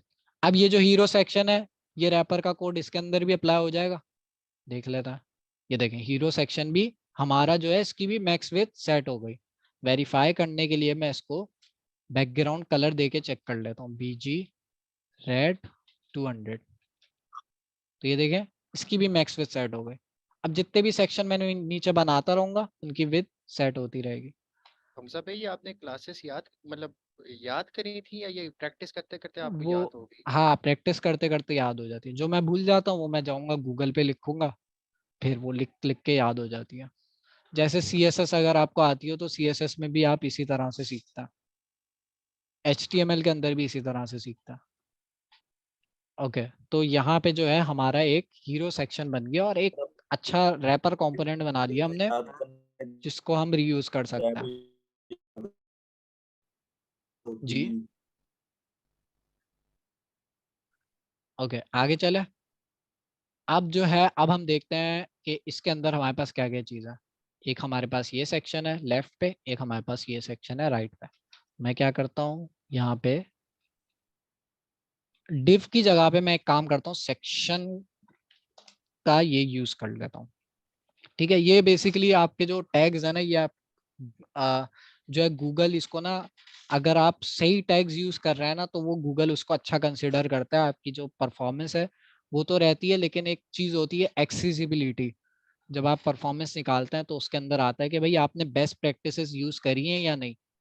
तो ये अच्छी प्रैक्टिस ये होती है कि जब भी आप सेक्शन बनाएं तो उसका जो सबसे पेरेंट कंपोनेंट हो उसको सेक्शन दें। तो इसको मैं बाहर ले आता हूँ और रैपर को अंदर रखता हूँ। ठीक है, अब जो भी कोड लिखूंगा मैं रैपर के अंदर लिखूंगा, और ये बीजी राइट को भी हटा देता हूँ। अब इस रैपर के क्या अंदर हमजा भाई, ये आपने किस तरह सिलेक्ट की है कि सेक्शन, ये आपने एक मर्तबा लिखा है कि दोनों जगह पे अप्लाई हो गया, राइटिंग हो गया? क्या चीज, एक सेकेंड, इसको मैं नीचे लाता हूँ। मैंने जैसे इसको आपने ऊपर दिव का लेके नाम गया। चेंज किया है ना सेक्शन को, नहीं नहीं, आपने हाँ दिव का अच्छा नाम अच्छा अच्छा सेक्शन अच्छा अच्छा चेंज अच्छा। किया, वो किस तरह कमांड? हाँ मैं बताता हूँ, मैंने इसको इस तरह से चेंज किया कि भाई मैंने इसको सेलेक्ट किया, कंट्रोल डी दबाया। अब जितने भी इस नाम के थे वो दोनों सेलेक्ट हो गया, मैं एक साथ टाइप कर सकता हूँ दोनों जगह। ठीक है, तो जो भी आपको सेलेक्ट करना है उसको आप कंट्रोल डी दबाएंगे। तो अगर यहाँ पे 4 भी होते तो मैं एक और दफ़ा कंट्रोल डी दबाता तो नीचे वाला भी सेलेक्ट हो जाता। तो सेक्शन इस तरह से सेलेक्ट कर लिया मैंने। ओके, अच्छा अब जो है हमने क्या करना है, एक हमारा मेन डिव होगा। ठीक है, उसके अंदर जो है हमारे पास एक होगा लेफ्ट साइड, एक होगी हमारी राइट साइड। लेफ्ट साइड के अंदर जो है हमारे पास कंटेंट होगा। डिजाइन के अंदर अगर हम देखें, लेफ्ट साइड के अंदर कंटेंट है, राइट साइड के अंदर इमेज है। तो वही चीज है, लेफ्ट साइड का कोड यहाँ लिखूंगा, राइट साइड का कोड इसके नीचे लिखूंगा। ओके, तो पहले लेफ्ट साइड का कोड लिख लेता हूँ, थोड़ा सा कंटेंट ऐड कर लेता हूँ। एक डिव बनाया मैंने, और यहाँ पे जो है मैं देख रहा हूँ कि एक टैग लाइन है जो कि बहुत छोटी सी है। एक हमारे पास H1 है, और एक पैराग्राफ है, और एक बटन है। तो इन तीनों को मैं जल्दी जल्दी से बना लेता हूँ। सबसे पहले हम टैग लाइन के लिए मैं H4 यूज़ कर लेता हूँ क्योंकि छोटा सा टेक्स्ट है। और जो है इसको मैं सिलेक्ट करता हूँ, कॉपी पेस्ट। ओके, उसके बाद हमारे पास H1 है। H1 के अंदर जो है वो भी कंटेंट यहाँ से ले लेता हूँ मैं। इसको मैंने हटा दिया, यहाँ पे मैंने पेस्ट कर दिया, और इसको मैं H1 कर देता हूँ। ठीक है, याद रखेगा आपने हर पेज के अंदर एक ही H1 रखना है, और एक H1 लाजमी रखना है। ठीक है, एक H1 से ज्यादा नहीं रखना। तो ये मैं हीरो सेक्शन के अंदर मैंने एक H1 बना दिया, मैं कहीं पर भी H1 नहीं यूज करूंगा। ओके, दूसरा हमारे पास है भाई ये पैराग्राफ ऐड कर देता है। ये वाला भी ऐड कर देता है। सर ये इसका बता दे दोबारा, ये H1 एक से ज्यादा क्यों नहीं रखना अगर रिक्वायरमेंट यार हो फिर? ये जो है ना, गूगल आपका जब पेज स्क्रॉल करता है ना, आपका पेज रीड करेगा, तो उसको जब जैसे ही H1 मिलेगा ना, तो उसको H1 देख के पता चल जाएगा ये जो है बहुत इंपॉर्टेंट कीवर्ड्स है। H1 के अंदर जो है ना आप मेन चीज लिखता है, तो उसको ज्यादा प्रियोरिटी देगा। जब भी बेसिकली आपके जितनी भी वेबसाइट के अंदर कंटेंट है, वो गूगल रीड करके उस हिसाब से आपकी वेबसाइट को शो कराएगा ना। जैसे मैंने शू लिखा, नहीं मैंने लिखा Web3 developer, Web3 metaverse course, तो उस हिसाब से मेरी वेबसाइट आनी चाहिए टॉप पर, या उस हिसाब से बॉटम पर, जैसे भी। ये फिर से लाइन आ गई है। ठीक है, ओके, यानी ये ये किसी ने SEO सिलेक्ट में किया। काउंट करती है चीज। हाँ एसईओ पे काउंट करेगी, और जो है हाँ बिल्कुल एसईओ पे काउंट करेगी। वैसे हम्म, जी, ये मैंने एक बटन का टैग लगा के लर्न मोर कर दिया। तो ये हमने भाई बेसिक स्ट्रक्चर जो है वो डिफाइन कर दिया। और राइट साइड के अंदर मैं क्या करता हूँ, एक डिव बनाता हूँ, और उसके अंदर फिलहाल चले इमेज भी इंपोर्ट कर ही लेता हूँ। इमेज वाला काम पहले कर लेते हैं और वो वाला काम दूसरे नंबर पे कर। अच्छा, इमेज के लिए मैं वही चीज़ करूँगा, इमेज को जो है वो इंपोर्ट कर लूँगा। तो इमेज इंपोर्ट करने के लिए मुझे भाई पहले डाउनलोड करनी पड़ेगी, तो मैं इसी इमेज को क्लिक करता हूँ और नीचे आता हूँ एक्सपोर्ट, और इसको एक्सपोर्ट हीरो पोस्टर। ठीक है, तो इसको मैं एक्सपोर्ट कर लेता हूँ। ओके, मुझे ये वाला करना चाहिए। इसको मैं एक्सपोर्ट कर लेता हूँ। यहाँ पर आते हैं, इसको कॉपी किया, और जो हमारा दूसरा फाइल एक्सप्लोरर है यहाँ पर है। यहाँ पे मैंने एक फोल्डर बनाया था एसेट्स का, याद होगा आप लोग को, जिसके अंदर मुझे इमेजेस स्टोर करनी थी। तो वो फोल्डर आपको यहाँ पे भी मिल जाएगा। इसको सबको बंद करो। एसेट्स के अंदर मैं एक फोल्डर बना लेता हूँ इमेजेस का, जिसके अंदर मैं जितनी भी मेरी वेबसाइट की इमेजेस हैं वो स्टोर करूँगा। ठीक है, तो ये इमेजेस का मैंने फोल्डर बना लिया, यहाँ पर भी आ गया। यहाँ पे मैंने वो पोस्टर की इमेज सेट कर दी, और इसको मैं, इसका जो पाथ है ना वो इस तरह से रखूँगा मैं कि कोई भी स्पेस ना हो। स्पेस प्रॉब्लम कर सकते हैं, तो मैं स्पेस नहीं रखता, इसकी जगह पे मैंने डैश लगा दिया और स्मॉल लेटर्स में लिखा। ठीक है, तो एक सीक्वेंस फॉलो करेंगे। सारी इमेजेस का पाथ जो है वो स्मॉल लेटर में रखना है। सारे कंपोनेंट्स का पहला लेटर कैपिटल होना है, जो भी हम कंपोनेंट्स बनाते हैं। तो एक स्टैंडर्ड रखना है। ठीक है, हीरो पोस्टर की मैंने इमेज जो है वो रख ली अपने एसेट्स के फोल्डर के अंदर। लोगो हमने एसेट्स के अंदर इसलिए नहीं रखा क्योंकि भाई लोगो जो है ना वो बेसिकली ग्लोबल लेवल पे यूज होना है। मतलब आप जो है कल को इसको आप जो है फेविकॉन के अंदर भी लगा सकते हैं। आप जो है इसको क्या कहते हैं, जब आप कल को PWA, अभी उसका जिक्र करूंगा तो वो चीज़ समझ नहीं आएगी, लेकिन जो है जो चीज़ आपको ग्लोबल लेवल पे यूज करनी है, जो क्या आप चाह रहे हैं कि भाई क्या कहते हैं, वही जैसे ये पब्लिक के हर अंदर अगर पेज मैं पे देखूं, रहे। हर पेज पे रहे, हाँ ये भी एक वजह है। तो होपफुली आप समझ रहे होंगे मैं क्या कहना चाह रहा हूँ। जैसे फेविकॉन के आइकन्स है, फेविकॉन के आइकन है, कल को आप भाई iOS का एक आइकन भी ऐड करेंगे तो वो भी इस तरह से। बेसिकली ब्रांड से रिलेटेड जो चीज़ें हैं ना, एसेट्स हैं ब्रांड से रिलेटेड, वो आप यहाँ पे रख देंगे। अच्छा, खैर वापस आते हैं, इसको इंपोर्ट करते हैं हीरो। इसका नाम मैं रख देता हूँ हीरो पोस्टर फ्रॉम @/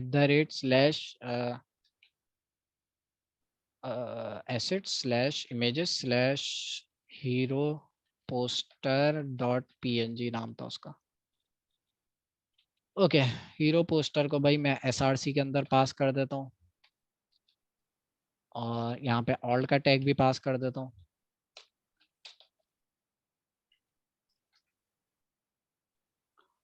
ठीक है, अच्छा इसको इंपोर्ट नहीं किया मैंने, तो इसको इंपोर्ट भी कर लेते हैं। Import image from next/image। आप कंट्रोल डॉट बता रहे हाँ, कंट्रोल डॉट से ना कभी कभार वो सजेशन देता नहीं है, तो यहाँ पे वो नहीं दे रहा था, तो मैंने कहा जी। ये हमजा, हम सारा ये काम अभी मेन पेज पे कर रहे हैं ना, या हाँ, अभी हमने दूसरा पेज शुरू कर दिया? नहीं नहीं, अभी होम पेज पे ही कंपोनेंट्स बना बना के यूज कर रहे हैं। तो हमने एक अच्छा, जो कंपोनेंट लिंक बनाया हमने किया हीरो। था, जो लिंक किया था अभी, उसके बाद हमने वो वहीं पर, अब हम मेन पेज पे कर रहे हैं, और लिंक वाला पेज पे किसी पे कोई काम नहीं शुरू किया। लिंक वाले पेज पे क्या मतलब, ये जो आप हेडर की बात यानी कर रहे हैं? नहीं, हाँ, हमने हमने लिंक एक दिया था ना, जो मेन पेज से दूसरे पेज पे जा रहा था। हाँ, वो दूसरे पेज पे नहीं स्टार्ट किया अभी। अच्छा सही, बस ठीक है, ठीक है। ठीक है, ये हमने हीरो सेक्शन बना लिया। ये हीरो सेक्शन हम अच्छा page.tsx के अंदर इंपोर्ट किया हुआ है जी।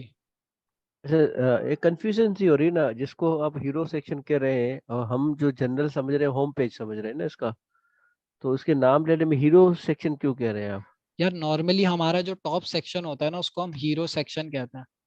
तो एक वो है कि टर्म्स यूज करते हैं कि भाई ये टॉप वाला सेक्शन आप क्या कहते हैं, तो मैं नॉर्मली जो है यही टर्म यूज कर रहा होता हूँ। जो मैं मार्केट में सुना है यही टर्म यूज हो रही होती है, हमारा टॉप यानी सेक्शन होता है ये जो उसको। हीरो है, ये तुम्हारा कोई कंपोनेंट नहीं है, ये तुम्हारा अपनी तरफ से दिया गया नाम है। यार ये यूज हो रहा होता है अमूमन। आप लाइक अगर हीरो सेक्शन भी इसको आप लैंडिंग पेज तो पूरा पेज होगा, लेकिन हीरो सेक्शन भी अगर आप सर्च करें ना, तो आप हीरो सेक्शन डिजाइन अगर आप सर्च करें ना, तो आपको यही टॉप सेक्शन वाले डिजाइन मिलेंगे। ओके ओके खलास, तो थैंक ये यू। यूज हो रही होती है टर्म। ओके, तो ये हीरो सेक्शन जो है ये हमारे पास एक कंपोनेंट हमने बना लिया। बेसिकली हमने विजेट्स के फोल्डर के अंदर डाला है, क्योंकि ये पूरा एक सेक्शन है। ये एक छोटा कंपोनेंट नहीं है। कंपोनेंट क्या होंगे? छोटे कंपोनेंट जो है वो हमारे पास होंगे रियूजेबल कंपोनेंट्स, बटन्स, वो अभी हम बनाएंगे। अच्छा चलो, इमेज आ गई, इमेज देखते लग गई, हाँ आ गई, इमेज आ गई, टेक्स्ट वगैरह आ गया, और जो है हमारे पास बटन भी आ गया, सब आ गया। अब इसको हमने 1 बाय 1 स्टाइल करना स्टार्ट करना है। डिजाइन पर आता है। पहले तो इनको एक लाइन में ले आते हैं ताकि ये इमेज जो है राइट साइड पे आ जाए और कंटेंट लेफ्ट साइड पे आ जाए। तो उसके लिए मैं क्या यूज करूंगा अगेन, और कहाँ पे यूज करूंगा? Line flex. नंबर, सेक्शन में आप फ्लेक्स यूज करेंगे। सबसे पहले डिम में फ्लेक्स। हाँ यहाँ पे लाइन नंबर 9 के अंदर मैं इसको फ्लेक्स कर दूंगा। तो इसके जो भी चाइल्ड है, जैसे ये एक डिव एक चाइल्ड हो गया और ये एक चाइल्ड हो गया, ये इस पे फ्लेक्स अप्लाई हो जाएगा। तो ये दोनों एक लाइन में आ गए। ठीक है, अब मुझे क्या करना है कि एक चीज ये करनी है कि जो हमारा लेफ्ट साइड वाला है उसकी भी उतनी विड्थ हो जितने राइट साइड वाले की हो। तो उसके लिए मैं क्या यूज कर सकता हूँ? हमारा जो डिव है, जो हमारा पहला चाइल्ड है और दूसरा चाइल्ड है, उसके अंदर मुझे एक क्लास लिखनी होगी। तो मैं दोनों की एक साथ ही लिख फ्लेक्स देता हूँ। Basis. Class name equals to flex -1। ठीक है, तो ये हमें क्या देगा? इन दोनों को इक्वल विड्थ प्रोवाइड कर देगा। आप देखिए कंटेंट की भी उतनी विड्थ है जितनी हमारी इमेज की विड्थ है, तो दोनों की विड्थ एक बराबर हो गई है। ठीक है, तो यहाँ पे दोनों की विड्थ एक जैसी हो गई। और अच्छा, एक और चीज, रैपर के अंदर मैंने एक चीज मिस कर दी है। मैंने एक चीज लेआउट के अंदर आता हूँ, बल्कि इसी में दिखा देता हूँ। ये देखें, पैडिंग फिर से यहाँ से गायब हो गई। जबकि अगर हम ऊपर लोगों में तो हमने ऐड करी थी ना, याद है मैं बता रहा था कि भाई यहाँ पे ये बिल्कुल कोने में चिपका हुआ था, ये कोर्सेज उस कोने में चिपके हुए थे, और यहाँ पे भी ये कंटेंट जो है बिल्कुल लेफ्ट पर चिपका हुआ है। तो इसको हमने सही करना है। तो इसको सही करने के लिए हम क्या करेंगे? हम क्या कर सकते हैं? रैपर के अंदर ही पैडिंग ऐड कर सकते हैं। ठीक है, तो वो रैपर जो है हमारे पास वो पैडिंग भी इंक्लूड कर देगा हर उसमें। मैं px4 कर देता हूँ। और जो हमारा लेआउट था और जो हमारा हेडर का कंपोनेंट था, ये जो नेविगेशन वाला बार है, इसमें जो है चेंजेस कर देता हूँ। हेडर में आता हूँ और इसके अंदर जो हमने पैडिंग लिखी थी px2, इसको हटा देता हूँ।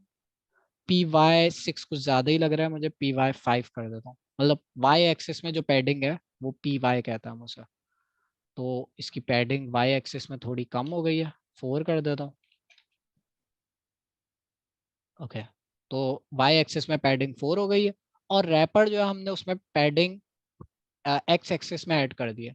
तो राइट साइड पे भी पैडिंग आ गई है, यहाँ पे देख रहे हैं आप लोग, और लेफ्ट साइड पे भी थोड़ी सी पैडिंग आ गई है। तो अब ये हर रैपर के अंदर आएगा। तो हमने ये सही कर दिया कि भाई हमने जब हर कंपोनेंट के अंदर, हर सेक्शन के अंदर हमने पैडिंग डालनी है, तो हम रैपर के अंदर ही डाल देता। तो ये हमारा जो है कोड रीयूजेबल हो गया और पैडिंग भी ऐड हो गई। अब जो है इसको भाई मुझे सेंटर में लाना है। टेक्स्ट ऊपर की तरफ है और इमेज जो है वो बीच में है फिलहाल। तो इन दोनों को सेंटर में लाने के लिए मैं क्या यूज कर सकता हूँ? जो नए आइटम लोग हैं, सेंटर। अलाइन आइटम्स, सेंटर था। टेलविंड सीएसएस के अंदर आइटम्स सेंटर होता है, वो अलाइन सेंटर बैकग्राउंड में लग जाता है। तो उसके लिए जो है हम आएंगे कहाँ पर? यहाँ पर, जहाँ पे हमने मेन फ्लेक्स लगाया। ठीक है, ये इस पूरे सेक्शन का डिव है। इसके अंदर हमारे पास कंटेंट है और इमेज है। तो फ्लेक्स के साथ भाई मैं लगा दूंगा आइटम्स सेंटर। तो ये हमारा आइटम जो है वो सेंटर में आ जाएगा। ठीक है, अब ये जो कंटेंट है इसको मुझे थोड़ा सा स्टाइल हमजा करना है। भाई, आइटम सेंटर को हम रैपर में क्यों नहीं यूज करते? आइटम सेंटर को हम रैपर में क्यों यूज करें? रैपर का नहीं काम क्या है? सर मैं चाहता हूँ कि वही यूज कर दे।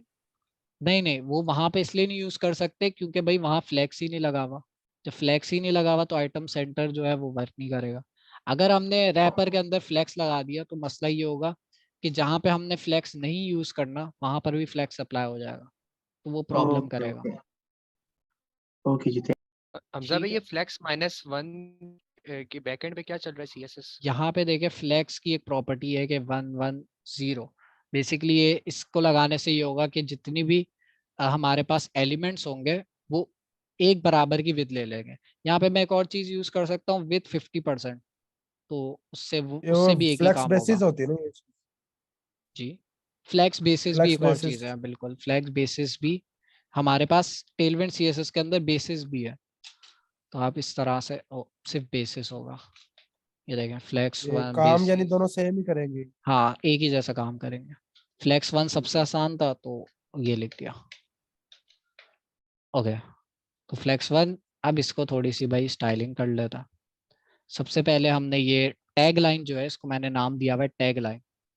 ये इसको हमने भाई ग्रीन कलर का करना है, और जो है हमारे पास ये टेक्स्ट है और ये, ठीक है। तो इसकी पहले तो मेरे ख्याल से हाइट जो है इतनी रहेगी, या 18 पिक्सल्स हम कर देंगे। तो ये रहा हमारे पास जो कि हमारी टैगलाइन है। इसको मैं थोड़ा सा स्टाइल कर देता हूँ।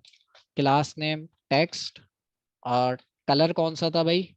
कलर था हमारे पास, ये तो कस्टम कलर है, ठीक है। अगर मैं ग्रीन रखूं, अगर मैं इसमें ग्रीन रखूं और डार्क ग्रीन की तरफ ले जाऊं, या और भी कलर होंगे हमारे पास। एक काम करते हैं, टेलविंड सीएसएस की डॉक्स पे आता है और देखते हैं कि कौन से कलर्स हैं। वैसे मैं कस्टम कलर्स भी ऐड कर सकता हूँ, लेकिन वो नेक्स्ट क्लास में लेके जाना चाह रहा हूँ मैं। खैर, यहाँ पे मैं कलर्स लिखता हूँ और देखते हैं ये जो हमारा डार्क ग्रीन है इससे मिलता जुलता कौन सा कलर हो सकता है। तो यहाँ पे देखें कुछ शेड आ तो रहे हैं। ये वाला, तो ये कौन सा है? टील वाला जो है, टील वाला हम यूज कर सकते हैं। तो टेक्स्ट टील और 800, तो 800 जो है मैंने इसका कलर रख दिया। अच्छा, ये रेड कलर हटा देता हूँ बैकग्राउंड से, ये रहा, इसको हटा देता हूँ। हमजा भाई वीडियो में ब्लैक बहुत ज्यादा आ रहा है। वीडियो में लैग आ रहा है? ओके, जी सबके पास आ रहा है मेरे पास सही आ रहा है हमजा भाई। वो? अच्छा हाँ खासा आ आ रहा रहा है। है, आ रहा है, ठीक ठाक आ रहा है। अच्छा स्क्रीन आपकी बातें पहले चल रही हैं, स्क्रीन बाद में आती है। अच्छा अच्छा अच्छा अच्छा अच्छा, ये मेरे ख्याल से, एक सेकंड में 2-3 चीज़ें बंद कर देता हूँ, और ये भी बंद कर दो, हाँ ये भी बंद कर दो। ठीक है, और ये चल रहा था, ठीक है। तो होपफुली अब थोड़ा सा बेहतर होगा। हाँ, तो मैंने जो है यहाँ से भाई, मुझे कलर का नाम नहीं मिल रहा था, मैंने गूगल में लिखा और मुझे जो है सारे कलर्स मिल गए। तो इसका नाम था टील। तो ये वाला मैं कलर और इसके शेड्स यूज करूंगा। तो यहाँ पे देखिए 50 है, 100 है, 200 है, ये इसके शेड्स है। तो मुझे कौन सा शेड पसंद आया? मुझे जो है 800 नंबर पे जो शेड था ना वो पसंद आया। अगर मैं इसके शेड्स दिखाऊं आप लोग को तो यहाँ पे काफी सारे शेड्स हैं, ठीक है। तो मुझे डार्क वाला शेड चाहिए था, मैंने ये यूज कर लिया, ठीक है। अब जो है मुझे इसको थोड़ा सा बोल्ड करना है, क्योंकि आपने टैग लाइन के अंदर देखा होगा वो थोड़ा सा बोल्ड था। फॉन्ट सेमी बोल्ड मेरे ख्याल से ठीक रहेगा, और इसका साइज थोड़ा सा बढ़ा देता हूँ। टेक्स्ट, देखते हैं कौन सा वाला साइज जो है वो सही रहेगा। मेरे ख्याल से SM वाला जो है, नहीं, बेस LG वाला ठीक रहेगा मेरे ख्याल से, क्योंकि LG जो है ना वो 18 पिक्सल्स यहाँ पे दिखा रहा है, ये देखें, और हमें इतना ही चाहिए था, ठीक है। बाद में हम क्या करेंगे, अपनी थीम बनाएंगे, अपने साइजेस रखेंगे, वो चेक करेंगे किस तरह से। यहाँ पे हम टील कलर यूज कर रहे हैं, बाद में हम क्या करेंगे, यहाँ पे भाई प्राइमरी लिखेंगे, ठीक है, टेक्स्ट प्राइमरी। तो वो आपका जो भी कलर आपका प्राइमरी आपने रखा होगा वो यहाँ पर आ जाएगा। तो ये बाद में सीखेंगे, बट अभी जो है सिंपल सीखते हैं। ये देखें टैग लाइन हमारी तैयार हो गई, ठीक है। अब सेकंड चीज जो है हमारे पास वो है, कहाँ है, ये रहा, हेडर। हेडर के अंदर क्या क्या है भाई, इसका साइज बहुत बड़ा है, ठीक है, और जो है बोल्ड है, ठीक है, ये 2-3 चीज़ है। तो मैं आता हूँ भाई ये हेडिंग पे जो कि हमारी H1 है। इसको भाई क्लास नेम देता हूँ मैं टैक्स एक्सेल। एक्सेल नहीं, 2 एक्सेल भी नहीं, 3 एक्सेल भी नहीं। यहाँ पे मैं साइजेस देख रहा हूँ, ठीक है, यहाँ पे साइजेस लिख के आ रहा है ना, तो मैं 5 एक्सेल 6 एक्सेल कर देता है। ऐसा चेक करते हैं 6 एक्सेल में कैसा लग रहा, सही लग रहा है बिल्कुल, ठीक है। अब इसको भाई बोल्ड कर देता हूँ मैं, तो उसके लिए क्या प्रॉपर्टी थी भाई, फॉन्ट बोल्ड। कुछ लोग टेक्स्ट बोल्ड करने की कोशिश करते हैं, भूल जाते हैं, तो वो टेक्स्ट बोल्ड आप लिखने की कोशिश करोगे, लेकिन बस याद रखना कि बोल्ड आप जब भी लगाओगे वो फॉन्ट से लगाओगे। सेव करते हैं, आ गया हमारे पास। अब जो है इस पैराग्राफ की थोड़ी सी स्टाइलिंग कर लेते हैं।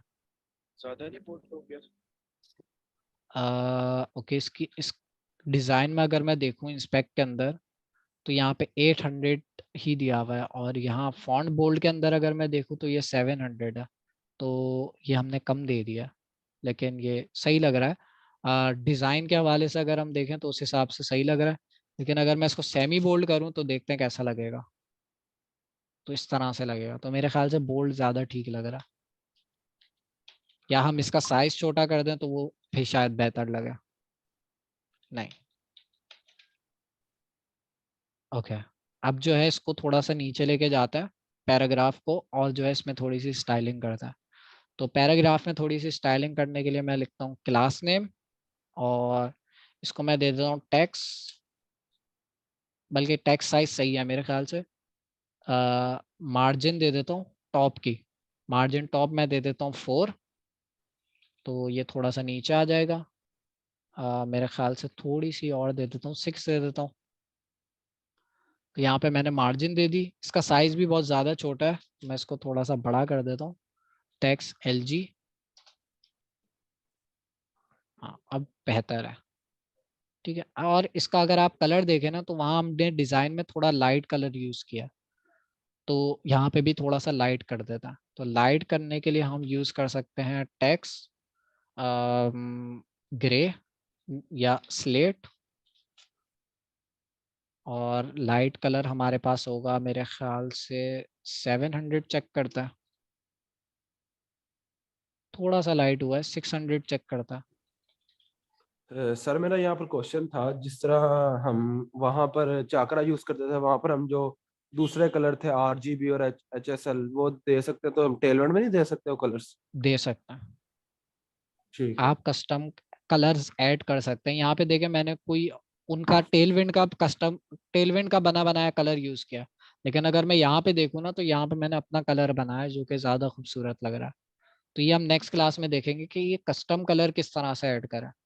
वैसे तो एक आसान तरीका ये है कि अगर आपको कस्टम कलर ऐड करना है तो आप यहाँ पे आए, इवन कस्टम कलर के अलावा भी कस्टम CSS भी ऐड करनी हो तो आप यहाँ से कर सकते हैं।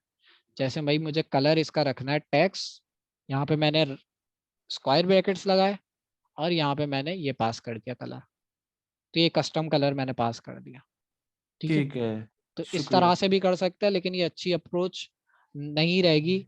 थीम वाली जो मैं बाद में कराऊंगा वो ज़्यादा अच्छी अप्रोच रहेगी। कल को मैं अपना प्राइमरी कलर चेंज करता हूँ तो वो हर जगह से चेंज हो जाएगा, तो वो ज़्यादा अच्छी अप्रोच ओके सर, रहेगी। शुक्रिया। ओके, तो यहाँ पे जो है हमने टेक्स्ट ऐड कर लिया, और ये लर्न मोर का बटन जो है वो अब जाएगा ये नेक्स्ट क्लास के अंदर, क्योंकि 10 बज गया। और लर्न मोर का बटन आप लोग का होमवर्क है कि आप लोग बनाए। डिज़ाइन आप लोग को मैंने दे दिया।